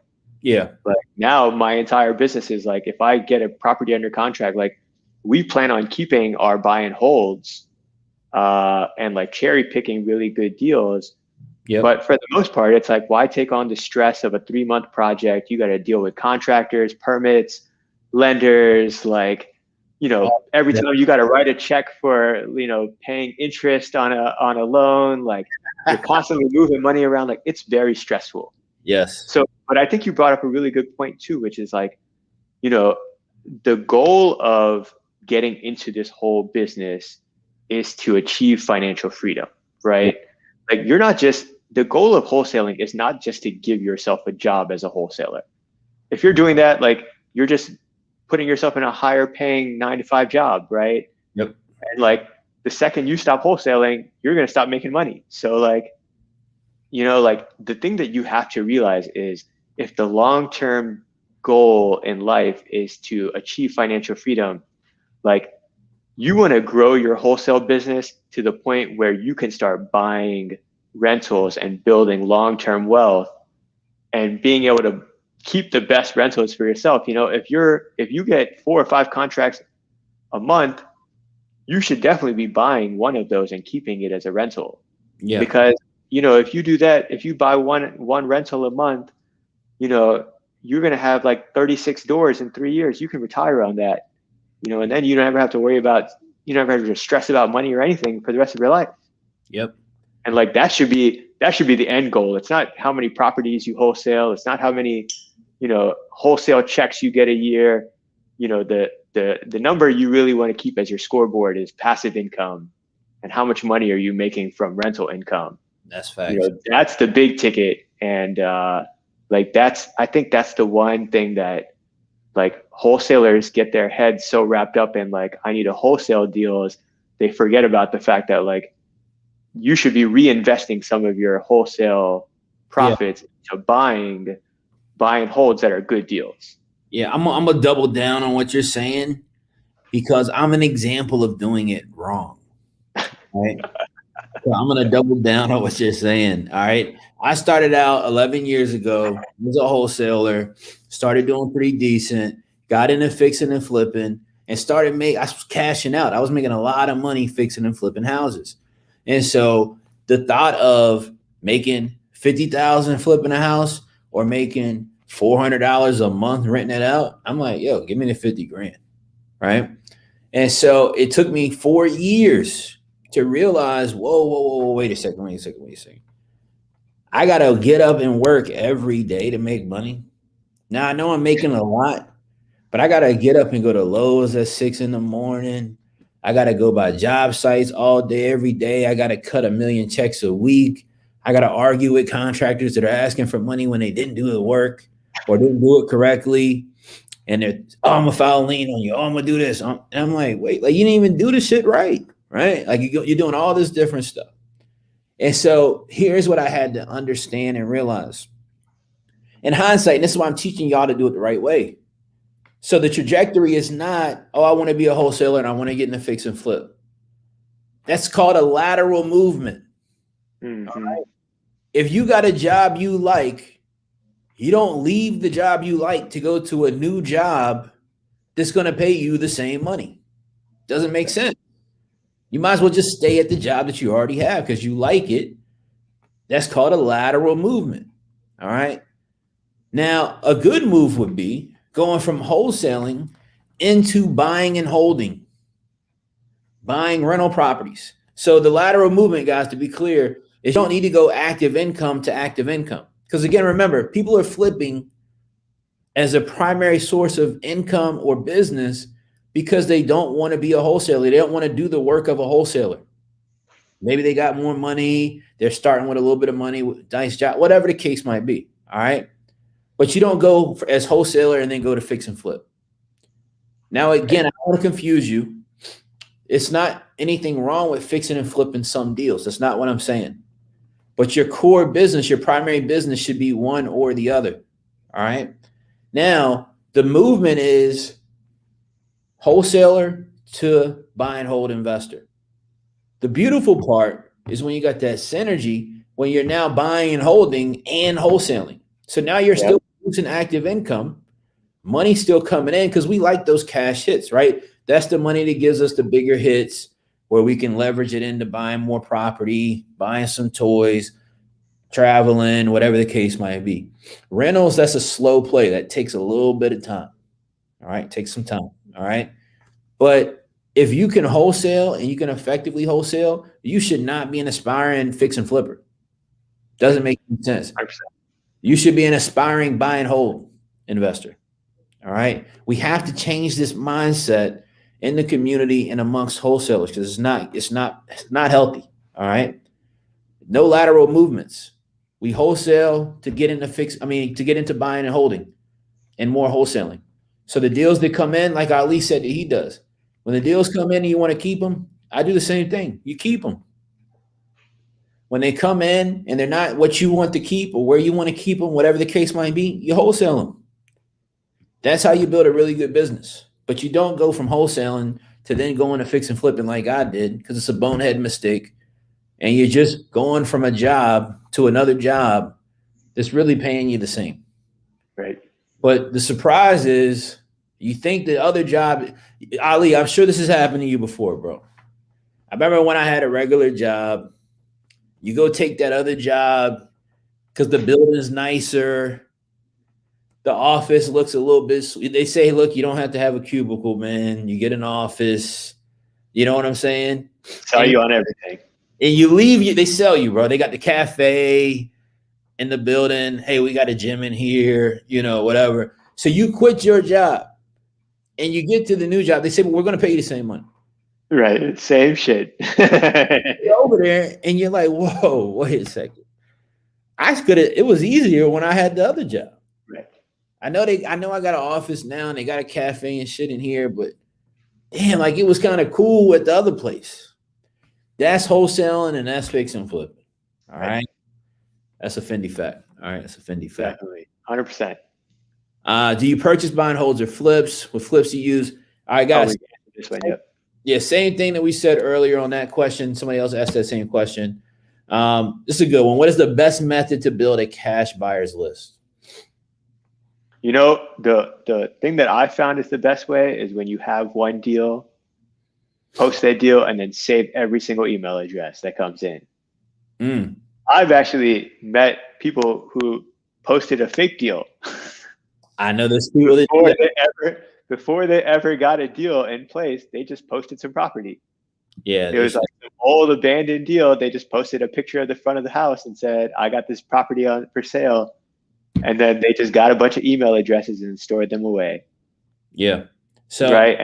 I'm not telling anyone out there go lie about a deal, right? The best thing you can do is once you have a deal. But like the other thing is like you see people all the time, people post on Facebook and they're like, hey, I'm trying to build my buyers list. Right. Like, can I get your email address?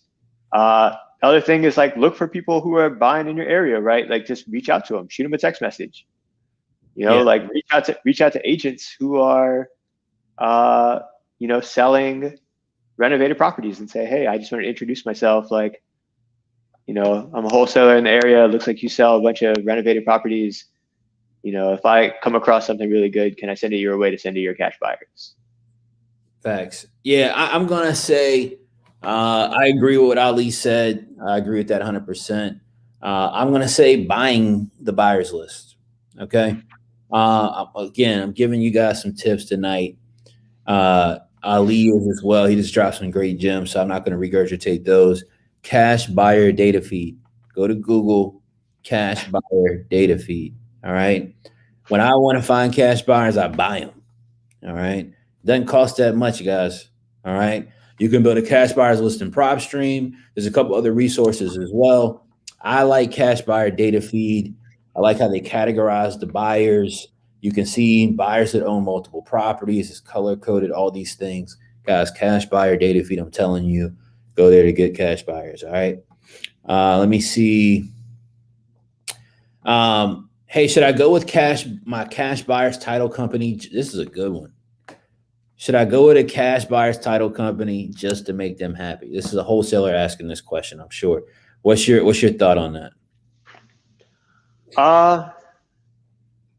I'm kind of torn on that idea. Sometimes I say no, sometimes I say yes, because at the end of the day, like if someone's adamant about using the question you should ask is always, why do they insist on using their own title company?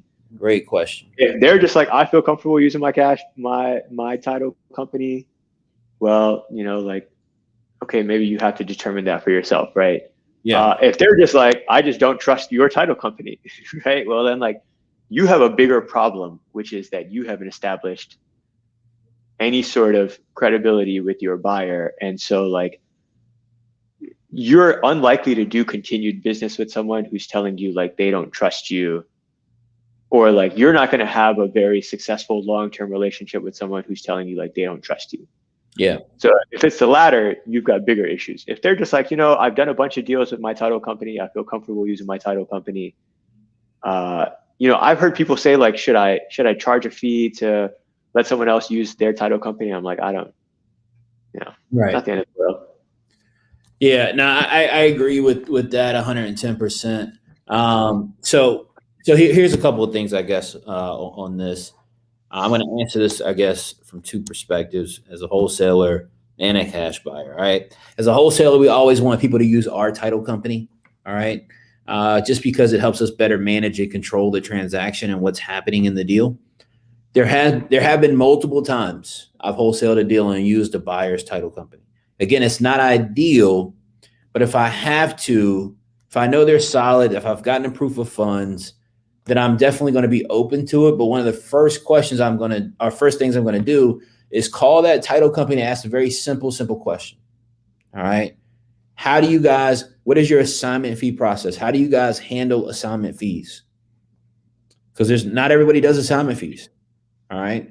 So I'm going to call and ask them about their process and how they do or handle assignment fees. All right. One other thing that I've done a lot of as well is because we already start title work. So by the time we market a deal, as soon as we get a deal under contract, we're starting the title process. And so for me, we don't want to pay twice for title. We've already started the title process. So if I've already started the title process with my attorney and Ali wants to use his attorney, I tell Ali, hey, Ali, listen, we've already started title. I'm not sure. Is there a cause for concern? What does your title company typically charge you? Cash buyers, we can be finicky sometimes about certain things, even though it's $50 difference, $100 difference. People are like, well, my title company charges me $400. Your person wants $500. So you got to figure that out. It might be worth just coming off $100 of your wholesale fee to balance that out so it doesn't cost them more money. All right. So you want to find that out. Another thing that we do if we've already started the title process is we'll say, hey, Ali, listen, we've already started the title process. This is getting ready to close. We've already made the title request. Hey, here's what we can do. I know you really want to use your attorney or title company. So here's what I recommend. I will have my attorney's office reach out to your attorney prior to closing and have your attorney review all the closing documentation. All right. Ali, just understand if we do that, you're going to have to pay your attorney to review it out of your own pocket. But you're more than welcome if that makes you feel more comfortable. Again, I don't want to double pay for title. So if you prefer to have your guy close it, we'll still close with my guy. But before we actually close, your attorney can review the entire title package and deed package and approve it so that you know that it's okay to close with my attorney. What's somebody going to say to that? All right. That's worked out very well for us. And so I would highly recommend the things that Ali said, as well as what I mentioned. Where do you find buyers? Like we just said, cash buyers list, our cash buyer data feed. You can make a post like Ali mentioned on Facebook. You can post a deal. Some people post deals they don't really have, like Ali said. That definitely happens for sure. All right. How do you feel about wholesalers asking for your scope of work after y'all had a contractor look at the property? To me, I generally won't send something like that. Well, for two reasons. One, whenever I've had a contractor go through a property, like my contractor isn't writing me a proposal like right there on the spot and saying like, hey, this is what it's going to cost, right? Like for him to put pen to paper and send that out, it takes him like 48 hours or something, right? So like, it's not like I'm able to say like, hey, let me email this to you immediately. But at the end of the day, I mean, like I like to be in control. Like I like to keep control of a situation, right? So like if someone was like, hey, I need your scope of work, I'm gonna say, well, like at the end of the day, you're just selling the property, right? Like it's not your property. What difference does it make what your scope of work is? Like at the end of the day, I'm the end buyer. It's my contractor. Like you're not going to tell me that I don't need to do something in my property that I'm going to hold, that I'm going to flip. Right. Right. So my thing is always like, I'm not necessarily sure I see the point of it, because like, it's like, yeah, I'm not negotiating with you in bad faith to tell you that like, I'm just trying to take one over on you. I'm sure there are buyers who will say like, well, I know you don't know your numbers, so I'm gonna, throw a number out there.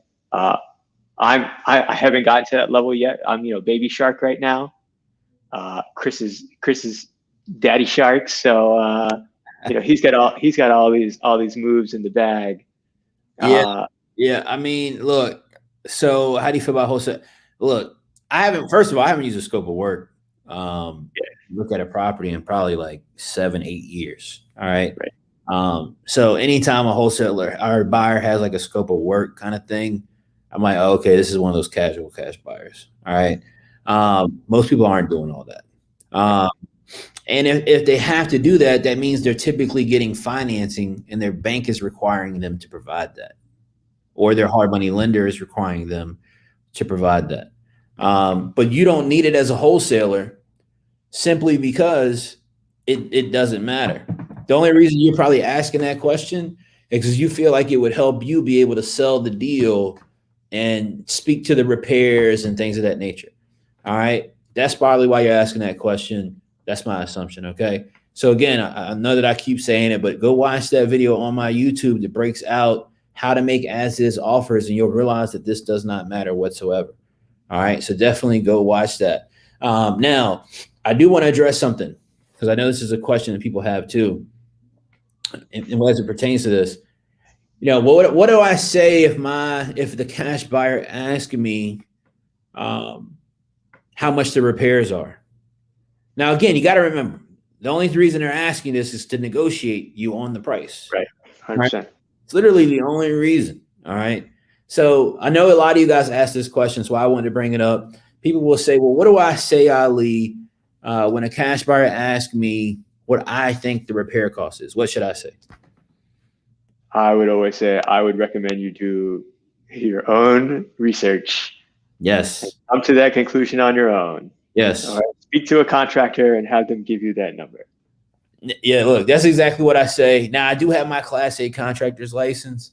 All right. However, this is what I say. People ask me that, and I say, bro, I don't know. Like, what do you mean? Like, I have no idea, man. If you're interested, go take a look at it. Lockbox code is 1234. Or, hey, look, we're having an open house tomorrow. You can come check it out with your contractor or what have you. But look, you got to come to your own conclusion, man, as far as whatever the cost of repairs are.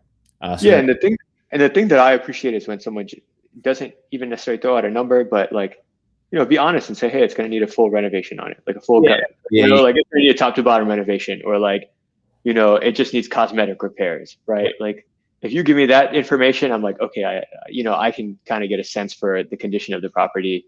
Yeah. I don't need to know like, oh, I need 60,000 worth of work or 100,000 worth of work. Like, I'll come to all those numbers on my own.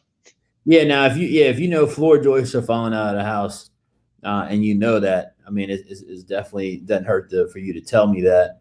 Right. But I'm not buying a deal based on that. Right. Exactly. Is telling a buyer their rents in the area have any effect on purchasing a property if it's a full rehab? I suggest that you let people know. Go to Renometer, just look it up. Tell them, hey, look, I put this on the flyer when we send it out. Rents in the area approximately $1,300 or whatever that number is. So just include that in your marketing, and you should be good to go. Ali, you got anything to add on that one? No. If you can't find as is pictures, do you then calculate repair costs to come up with offer to push to an end buyer? So no. All right.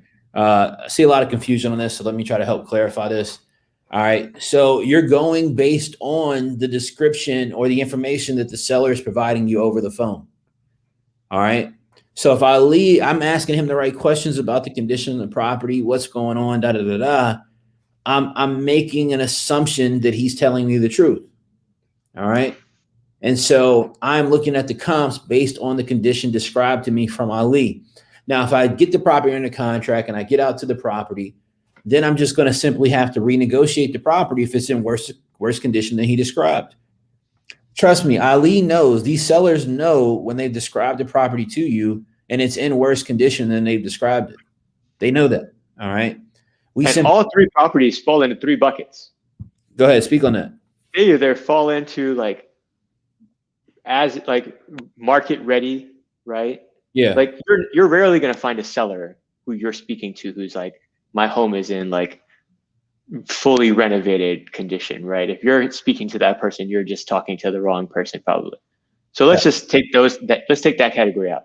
They're either in like market ready condition where like somebody could move into the property tomorrow, they could sell it.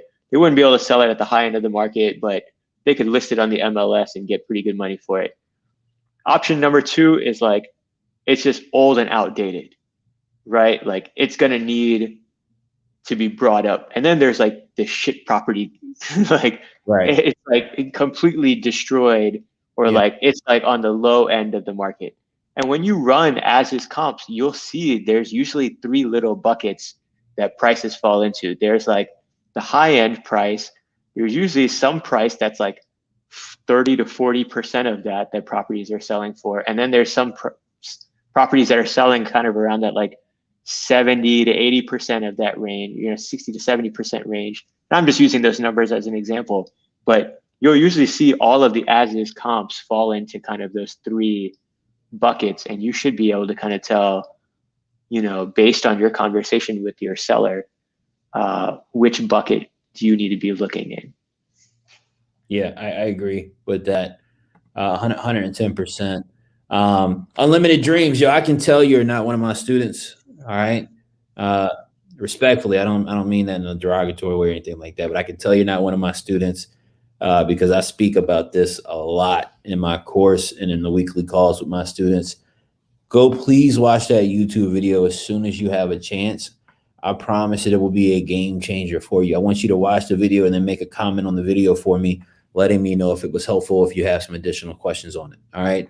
But what you will find out in watching that video, because I'm looking at your next question, right? Do all cash buyers look at deals in that way of as is comps, or do other cash buyers expect a wholesale to be based off 70%? Stop trying to think for the cash buyer. You're not the cash buyer. And so what keeps happening to a lot of wholesalers who aren't my students, all right, is they've been taught to think for the cash buyer. Again, that's a negotiating mechanism. If I can get you to try to think for me, then you're going to work for me. You're going to try to make a better deal for me. All right. You have to think based on what your role in the deal is. You're the wholesaler. So you got to look at it based on that. Again, if there's 4 sales in the area and they've sold the cash buyers for $50,000, it doesn't matter to me what the repairs were. It doesn't matter to me what happened or what the LTV was, 70%, 80%. It does not matter. It's very simple to me. 4 cash buyers bought 4 different properties in the same or similar condition to mine for $50,000. So I got to know I could sell my deal for $50,000. Let me explain to you what I mean. I'll give you an analogy. Sometimes my analogies are really good. Sometimes they suck. All right. It just depends. Sometimes though they're good. So, but then when they're not, they're just not good. So forgive me in advance that this isn't a good one. But here's a simple way to look at it, Unlimited Dreams. If you want to sell your car right now, what are you going to do? You're going to go on Auto Trader. You're going to go on Kelley Blue Book. What do they ask you when you go on there? What is the condition of your vehicle? Is it fair? Or is it poor? Is it fair? Is it good? Or is it excellent? That's what they ask you. What's the condition? Okay. Oh, that's it. You see where that was a good analogy. See where I'm going. All right. So that's what they ask you. What's the condition of it? Okay. And so then when you answer that, they compare the value of your car against other cars in the same or similar condition. Nobody says, the car dealer doesn't say, hey, when I sell this to you, I know you're going to fix it up, put wheels on it, fix the motor, put a new, nobody does that. You're selling it based on its current conditions. The same thing for houses. What condition is the property in? And you're selling it you're providing a value for that based on same or similar condition to properties. Doesn't matter if I sell the car and what wheels you're going to put on it or what engine you're going to swap out. That doesn't matter to me if I'm selling you the car, because I'm not doing any of that. I don't care about how you got your auto loan. I don't care what the loan to value was for your auto loan and how much you had to make a down payment. I don't care about any of that. Doesn't matter. I know that cars that are in the same or similar condition of this one sell for $50,000. That's what I know. So I know that it's worth $50,000. How you got to pay for it, what work you need to do to it, that's all up to you. All right. Maybe it's got a bad bumper on it. You want to buy it and not swap the bumper out. So you got to look at it this way. All right. Well, you don't have to, but you should. You be smart too. You be smart. All right. I'm not saying I'm the best coach, but I'm a good coach. And I really I'm gonna say you're the best coach. Hey, salute to you, man. I really appreciate that. You know that. But D'Andrew, you asked a question about tenant occupancy. Oh, sorry, I'm leading the charge here. You good. D'Andrew, you asked about buying properties with tenants in them.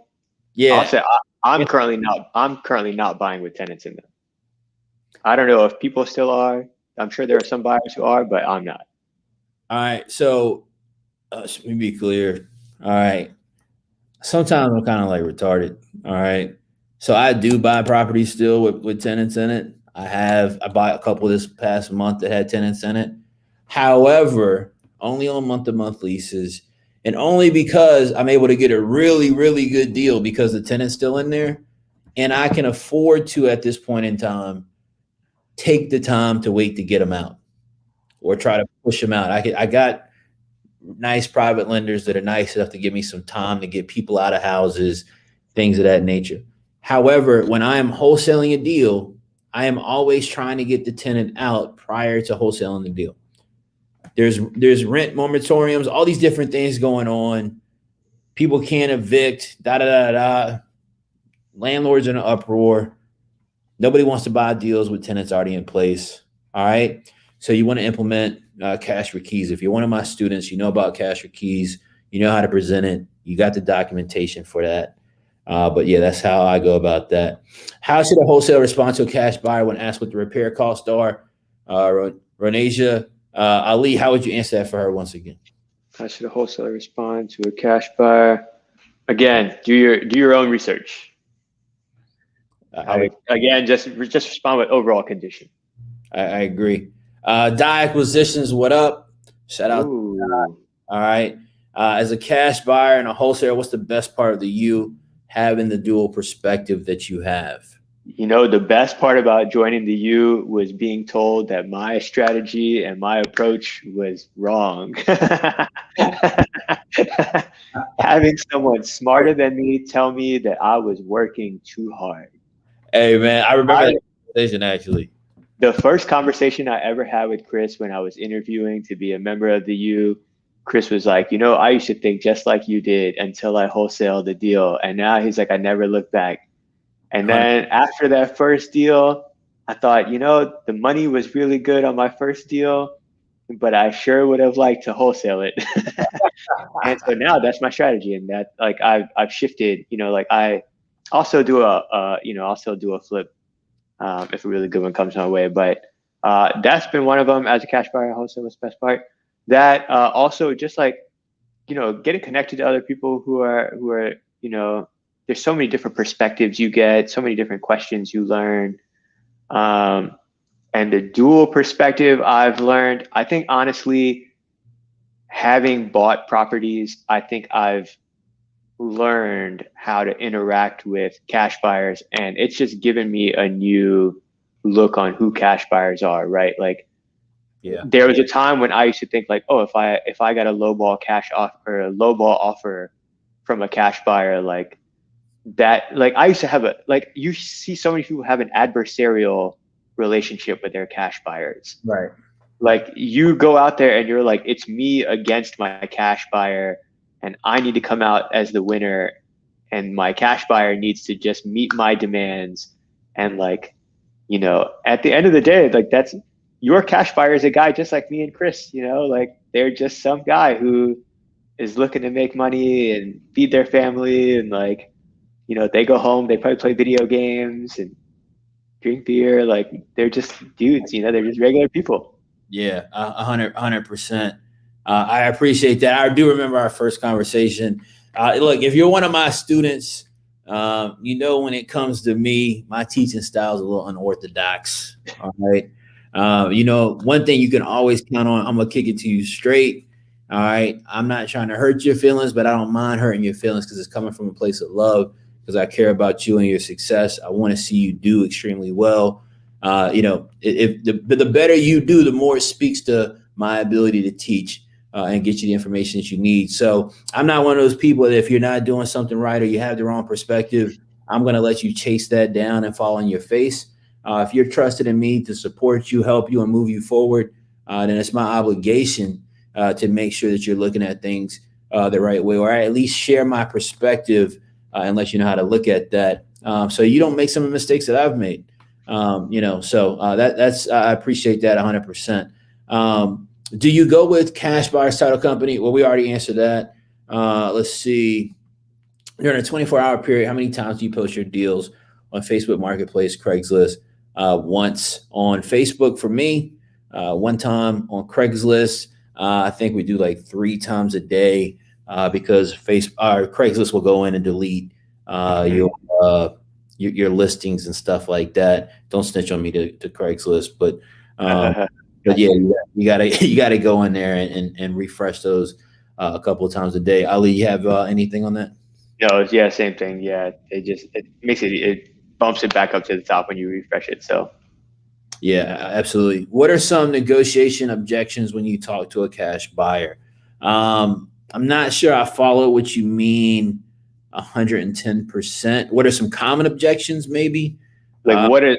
As a cash buyer, like what are some things I'm pushing back on you as a wholesaler with? It's the first thing is almost always going to be price. Yeah.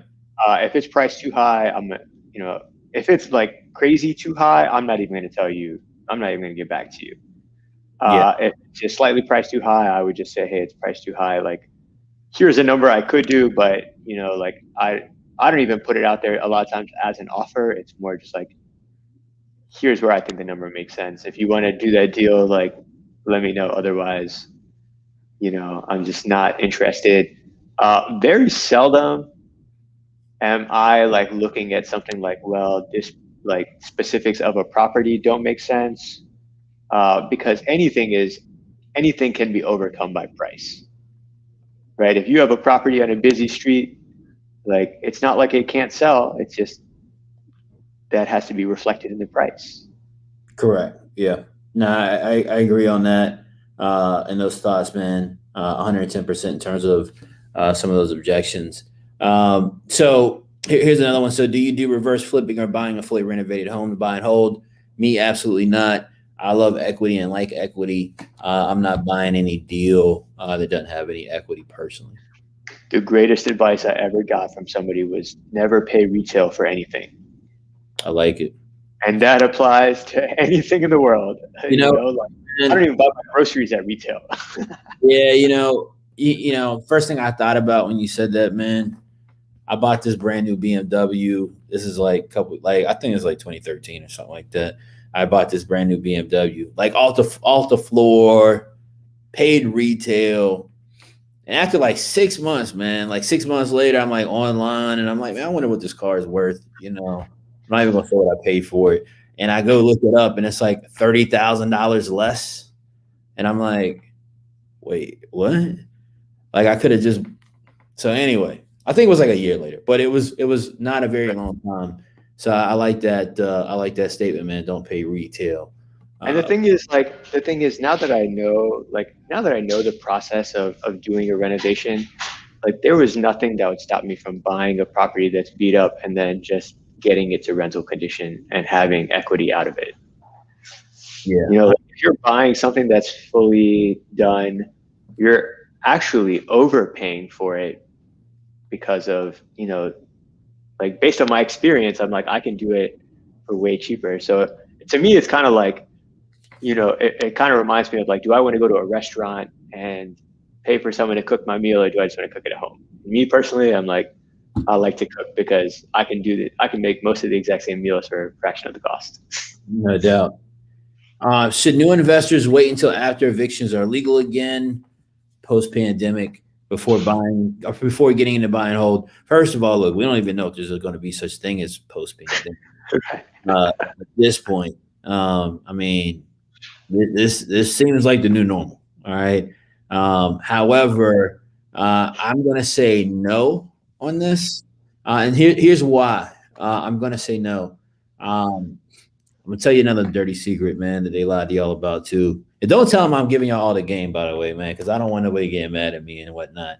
All right. Usually I keep the secrets for my students, but I'm letting some out for y'all tonight. Listen, I always hear this thing when people say Ali, they're like, oh, don't do Section 8. I hate Section 8. Da da da da da. Well, guess what? All right. Here's what is so amazing about Section 8 rental property. Guess who's still paying rent on time every single month right now? Every month. Federal government, all right, state government, all right, that they're making sure people are getting paid their rent. And then number two, all right, there's a shortage of housing vouchers when it comes to Section 8. Okay, there's a shortage of housing vouchers. Very rarely is somebody going to do something to jeopardize losing their housing voucher because they're getting free rent. They're living somewhere and they only got to pay like $60 a month, $100 a month, whatever the case might be, to be able to rent that house because this government is underwriting that for them. All right. And giving them the money to be able to do that. So that's why I've always focused on rental properties, 75,000 and under. That's my personal business model. And I like that model because you can typically get that in high value appreciating areas. And so while you buy in under 75,000, typically the value is going to rise in those locations. If you're from Richmond, where I'm located, think North Side 6-7 years ago. Think Church Hill 6-7 years ago. Think South Side right now. Okay. Mm-hmm. I'm giving y'all some secrets. Think South Side right now. All right. Under 75,000, you rent it for a couple of years. When you need to trade out some equity and cash in on that value appreciation, you do so. You move into bigger projects or move into other things. But yes, you definitely should be buying rental property right now. Ali, what are your thoughts? I'll tell you this, and it's never a bad time to buy assets. Good call. Right? Like wealth building starts today, right? Yeah. Like if you aren't doing it yet, like it's got to start now, right? Like there's never going to be a better time than today to start building your wealth. And so like,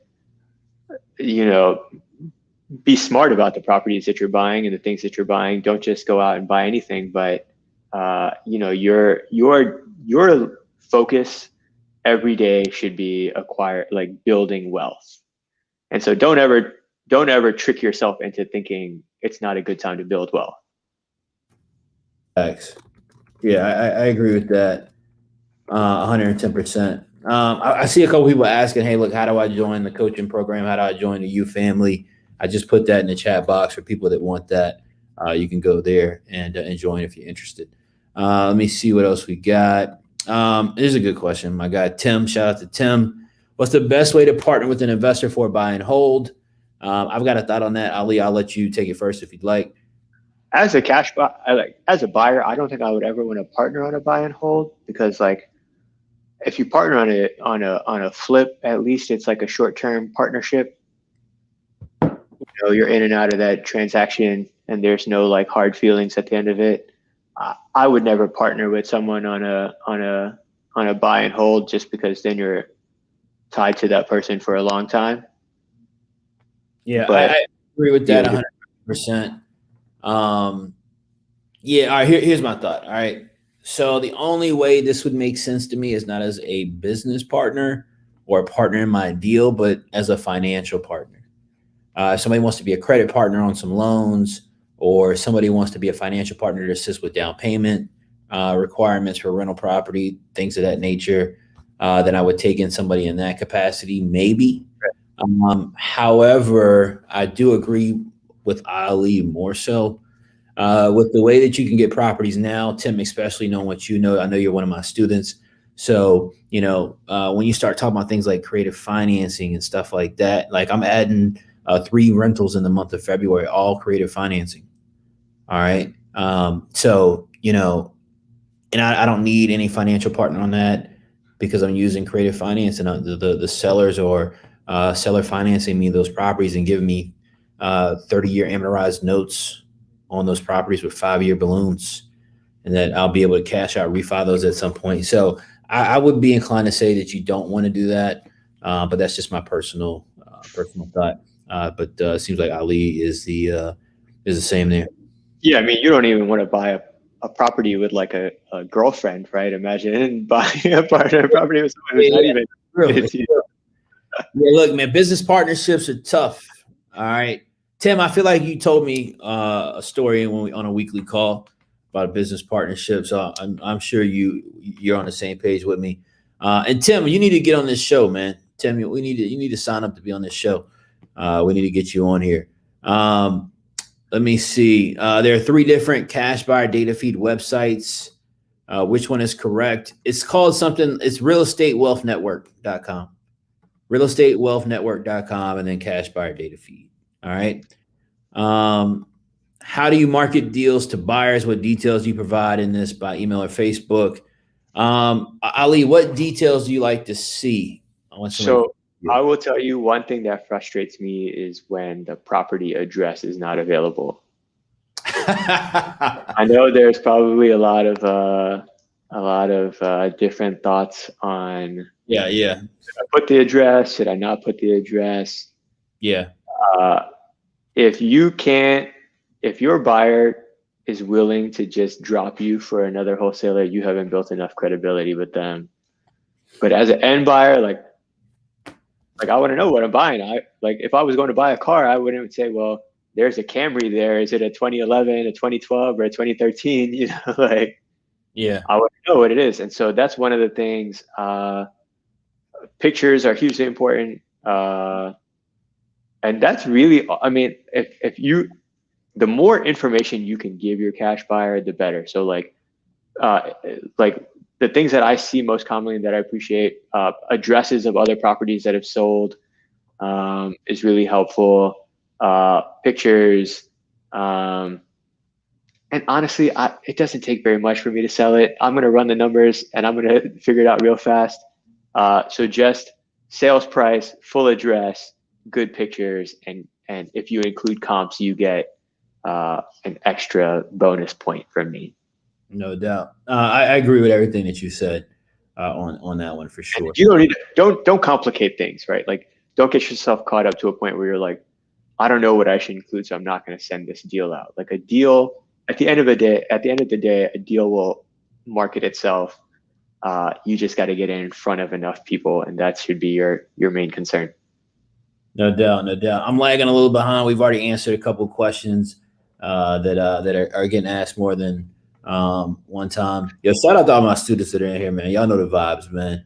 Y'all know how we getting down at the U, man. Look, it's a lot of people making a lot of money in the U, and I'm honestly, I think what that is, Ali, because I'm willing to go to battle with any other. And I'm putting this out. I've done this a few times. I've gotten no challenges yet, because they know they don't want to smoke with 11-year vet. All right. But I will go on a limb and say that I am turning out more beast in Charged Up University than any other program. We can do a cold call challenge. We can do how many deals your students get a month challenge. We can do any of that. My students are killing it. They're turning into monsters. They're changing their lives. They're changing their families' lives. They're getting to the money, and it's beautiful and exciting to watch. But I'm putting that challenge out in the open. Any other wholesale coach or influencer wants to take that challenge, you know how to reach me. All right, you know how to reach me. Y'all can let them know I said it. I believe in my students. I love my students that much. I know how much of a beast they are. All right, so I'm putting that out there. I'm taking all challengers. If you want to battle Charged Up, see if your coach really about that action, man. See if your coach is really about that action, and let's see what's really going on. We can do a cold call challenge, man. I got some people I get on the phones. Ali, you know how we get down on the phones, man. You know, I'm waiting for the next one. I already volunteered for the last one and didn't make the cut. Hey, it's coming, man. It's coming real soon, actually, man. It's gonna be fun too. It's gonna be fun. All right, we answered a couple of these. Let me see. Yeah, shout out to my guy Curtis. Yeah, if you're one of my students, you guys know we got a comp chat where we practice comps all day long. My guy Thabit, he's gonna be a guest here pretty soon. Shout out to Thabit, man. I'm excited to hear him tell his story. Let me see who else we got in here. How do you present deals to cash buyers? We talked about that. Appreciate that, Tim. What are all the contracts needed to start cold calling people, and do I get different versions for each state? Look, you don't need a different version for each state. All right. I've done deals in different places, all with the same contract. I'm not an attorney, so if you're one of my students using my contract, you know, seek proper legal advice. All right. But contract works. All right. All right. Here's good. Shout out to Da. Appreciate that. My guy Bigger Pockets is in the building. Bigger Pockets, what's up? Appreciate you, man. You know it. Let me see what else we got in here, man. You guys buying properties in Oregon? I've never been to Oregon. All right. I don't even know how to get there right now. But I am not. I'm buying properties in 804 and 757 area codes. If you got a deal, you need to hit me up. All right. I am doing JV deals on wholesale deals all across the country. So if you got a deal that you want a JV on, that's a wholesale deal, and it's not in one of those two area codes, feel free to holler at me. And I'm sure Ali would say the exact same thing. A lot of comments. So we got a lot of people talking. Cherion is asking, you use the pullback method. So if you're one of my students, you know about my pullback method. I'm not going to break down what that is for the public, but do I use my pullback method on cash buyers? Some form of it. Yeah, absolutely. 110%. Yeah, because you don't want people to drag and play games. You know, I want to try to decipher if somebody's serious or not. If they're not serious, I don't want to waste any time or energy on them. I want to be moving on, into a different direction. iToxic, I mentioned a few minutes ago. If you're interested in joining, I posted a link somewhere in the comments. I'm not sure where it's at, but you can go to that link if you're interested in joining the U family. We'd be happy to have you and support you. How do you deal with tenants? So you just look for vacant properties.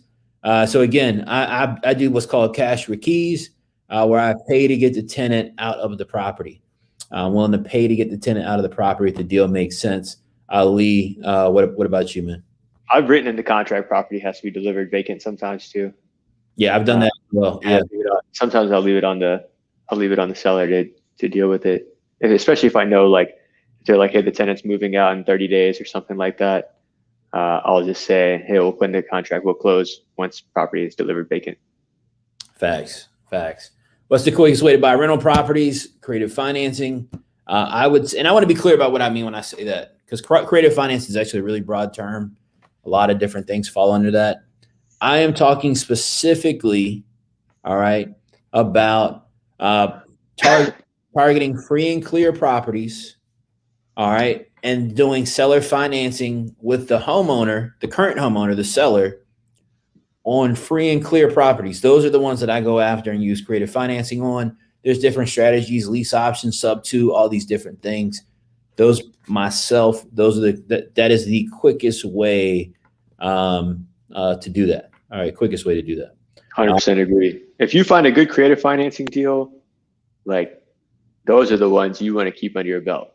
Facts. Because those are the easiest equity builders. They're the greatest. You don't got to do anything. It doesn't matter what your credit score is. Doesn't matter how much income you make. Yeah. Like, if a seller is willing to finance a deal for you, can't beat it. Can't beat it. For those of you who asked how to join, go there. All right, go there. Shout out to Sophia and Bam. I appreciate y'all. My guy Ricardo, y'all showing love tonight, man. That's love. I appreciate y'all. You got the blueprint. Only way you don't succeed is if you don't take consistent action. That is a fact. That is a fact. My guy Tim says he is down for the pod. Tim, I'm gonna hold you to that. I want to see you on here very, very soon, man. We're gonna have a good conversation. I'm looking for that. I like to fully purchase the property, only clean it up, fix a couple of things, and sell it to investors. Can I do this on the regular? I've done it once. We call that wholesaling. I do it all the time. It's a great way to make money. You can sell it to investors, or you can sell it on the open market. Sell it to end buyers. Yeah, I sell that. Yeah, I agree with Ali. That's a great point. All right, another dirty secret. All right, those deals are not best sold to investors. They're best sold to retail buyers. All right. We have one right now under contract that I was saying, when I was telling you about it, we have under contract. It's like better than a turnkey rental. Yep. But it's priced so low. We're like, well, we can do minimal. Somebody's Like to get it to fully brand new condition, it's going to take very little, like 20 grand, and we're going to make like 50K off of it. Can't beat that. I love it. Do you care for ARV from a wholesaler? Yeah. So the thing is, I'm going to do my own research, but to pique my interest, the thing that's going to get me to like do my further research is, is there even spread on the deal? If you're sending me a deal and it's like, oh, buy it at 200 and then sell it at 300, well, I'm already thinking that's probably not going to be enough spread once it's all done. So, if the spread isn't there as I'm calculating the numbers, then I'm probably not going to pursue it further. Yeah, that's facts. That's facts. All right. What are the normal qualifications of hard money lenders? Just call local hard money lenders. That could be different for every single lender. There's no uniform requirement. Some of them don't require anything other than a good deal. Some of them require blood, kidney, partial lung. And I will tell you this, and that's you definitely want to look at the fees when dealing with hard money lenders, because they'll sell you on like interest rate and down payment, but then they'll stick a needle in your arm and draw your blood for all your cash. With all these hidden fees, like you show up to the closing table, you look at a HUD, and it's all of a sudden like, well, why do I got to bring $12,000 to the table so definitely be cautious of what fees you're paying when dealing with hard money lenders, because those will sap out your profit real fast. I agree. When you keep a property that you got from wholesaling, do you use a private money lender to renovate it and then buy and hold it? Yeah, you definitely can. I mean, I do. Yeah, I mean, how you finance it is definitely up to you. If you have cash, well, you're in a really good position. But otherwise, not all of us are so lucky. Nah, that's facts. That's facts. I see Latoya Mack in here. I see those views going up in the chat. I love it, man. I love it. Let's see, man. Coach, let's keep track of the wholesale checks and see how much we getting each quarter. Yeah, man, we might start doing that, man. We might just got to stunt on some folks like that, man. Let them see how much money my students is getting, man. Implementing what we're going through and going over inside the U. Let me see if we got any other questions. Yeah, Gary, we had I mean, shout out to one of my one-on-one students, man. Alfonso, he got a $35,000 spread locked up. I got to get him on the podcast. I got to get a lot of y'all on the podcast, man. If you're in the U and you're not motivated by seeing all these checks, it's every day, man. There should just be a separate chat thread for just checks. Just don't say anything. Just post your check. Right, like I said, posting on the chat, just put it right there, like a whole chat just on deals. I got an idea. I got an idea on that.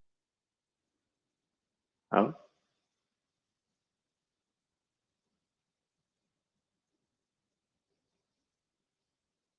Yo, did I leave you? I think you did, yeah, for a second there. Hey, that's my bad, man. I was just like, am I gonna have to run this show by myself? Nah, I was just making sure you was built for the pressure, man. That's all. I don't know if everyone saw me on the screen, like putting my head. Did I freeze? Nah, my bad. How do you vet out motivated sellers? We'll cover that in a different one. But you should have a script. If you're one of my students, you got the best script in the business, but you should have a script that helps you analyze and vet out your sellers. The area codes. That is the best answer to that. Ask very good questions.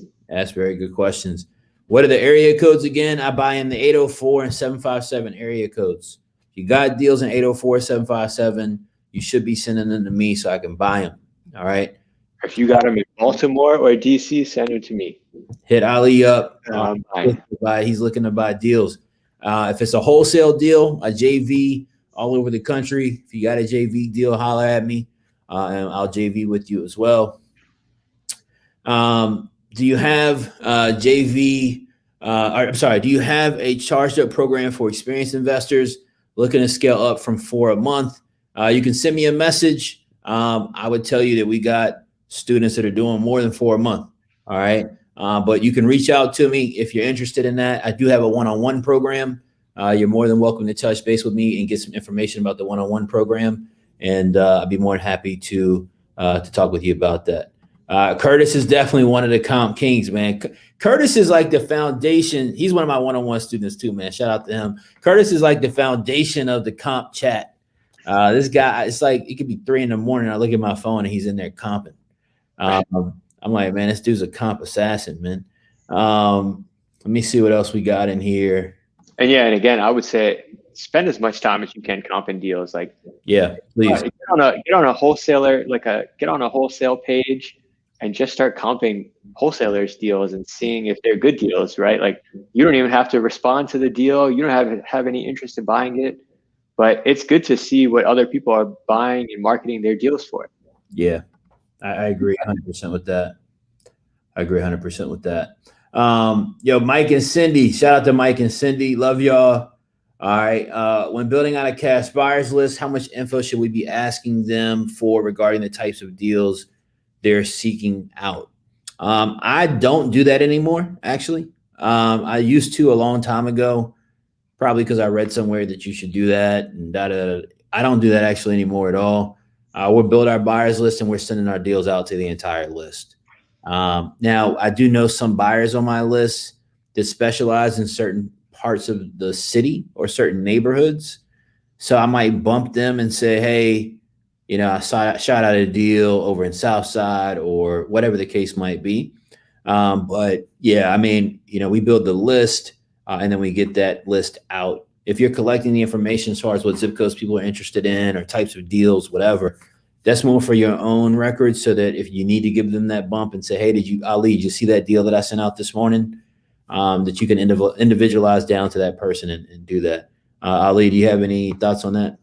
Yeah, no, I mean, unless you have, I know, Mike, you're like a tech wizard, but for most of us laymen, like, if you get a deal, you're not going to filter some Excel sheet and say like, oh, who's buying in this area and all that stuff. You're just going to send it out. So I think that's just overkill. No doubt. Sean, what up? Just joined the U. So glad to be a part of the family. Look, I'm glad to have you in the U. I know since our last call, you're getting active and getting busy because I'm going to check in with you this week. You know that. All right. Let me see what else we got. I think we're close to. Yeah, you're gonna have to interview everyone in the U because that's true. Actually, yeah, a lot of y'all are. You just gotta keep closing deals. Get deals and you end up on the show. Yeah, y'all killing it, man. Otherwise you got slow feet and you slow feet don't make the podcast. They don't, man. They don't. Shout out to David G, my guy David Gamble, man. David, I'm about to start hitting y'all up, man. Let me reach out to y'all and make sure that y'all know y'all need to get on here and share your stories, man. Let me see if we got anything else. Lee, I got to tell you this, man. It's been my longest podcast yet. We're 2 hours in. I just did a 4-hour coaching call with y'all last night. That are my students. We're at 2 hours right now. Man, this literally has been the longest one I've done yet. Wow. I feel very honored. I feel honored. I guess people like talking to cash buyers. I'm glad that this is your topic that you suggested. I want to be clear in that, and I appreciate you creating this topic because a lot of people have a lot of questions when it comes to interacting and dealing with cash buyers, and so we had to uncover the hood a little bit and let people really kind of know how some of this stuff works. Guys, if you've appreciated this conversation and the information we've given out tonight and some of the stuff that we've broken down, show some love in the comments. Show Ali some love in the comments for sure. All right. Show some love. Let me see if we got anything else. I think we've got mostly everything knocked out. Does the U take on people outside of the U.S.? Yes, we have some students that are outside of the U.S. that are wholesaling here. in the U.S. from out of the country. Again, we got over 400 students. We got the biggest JV network in the country. There's no reason you can't be in another country, interact with another student that's in the U, find a market that works for the both of you, and get busy and make some money, man. Wasn't there some guy in like Kuwait or something like that? Yeah, we got a military. Yeah, we got people outside the country, man, are doing their thing. I remember that the first week I joined, there was a guy who's like, I'm not in Kuwait. I do this on myself. I'm like, dang, man. I'm like, one guy's in Nigeria. I'm like, man, this is crazy. Yeah, man. Shout out to that, man. I see y'all throwing the U's up, man. Much love, much love. Oh, this is for Curtis. My bad. This is for Curtis.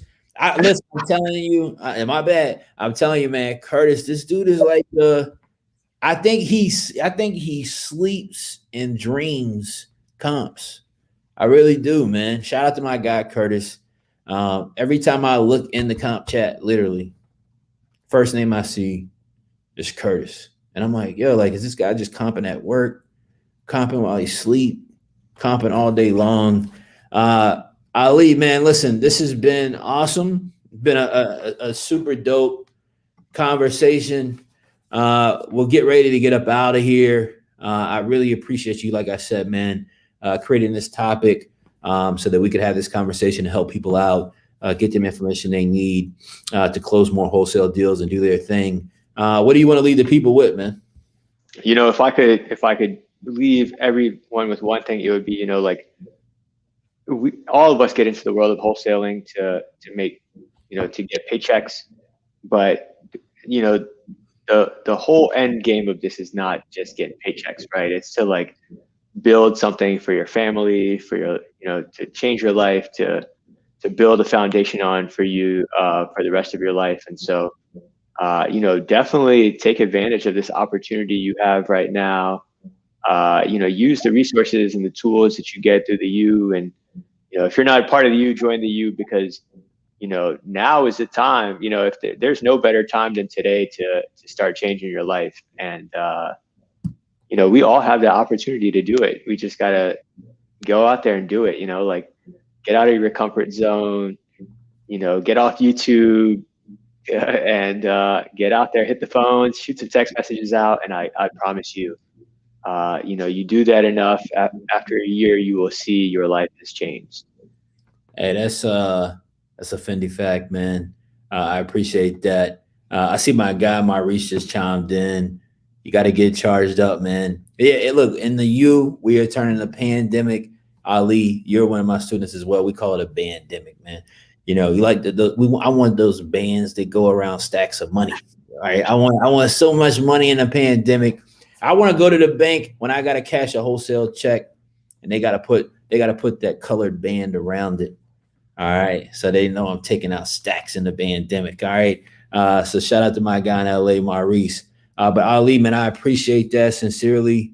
Thank you so much, man, for coming on here and breaking out information, dropping jewels. It's been dope, man, to see. Like I said, dude, you were one of my first students, man. All right, like one of my first students when I first started Charged Up. It's crazy to think, like, since then, this is back when I was doing individual phone calls. Right. Like individual phone calls for people signing up. Guys, I don't do that anymore, just to be clear. All right. But at that time, I was doing individual phone calls, people signing up. Ali, you trusted in me, man. You jumped into the program. You're always, when you're on the calls, chiming in, providing game and information. And it's great to have other cash buyers in the group that can provide and give that perspective. So thank you a ton, man, for coming on here and sharing some information. Guys, sorry, Ali. I'm sorry, man. Go ahead, brother. Oh, it's my pleasure. Yeah, no doubt, man. Thanks for doing that. Chris, I'm looking for cold calling scripts. Look, you don't sound ignorant. You just got to go log in the course. All right.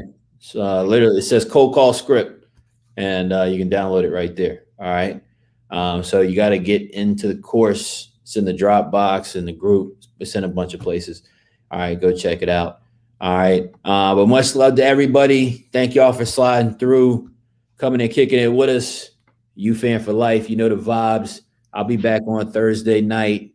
I'll see you guys then. Much love, guys. Peace.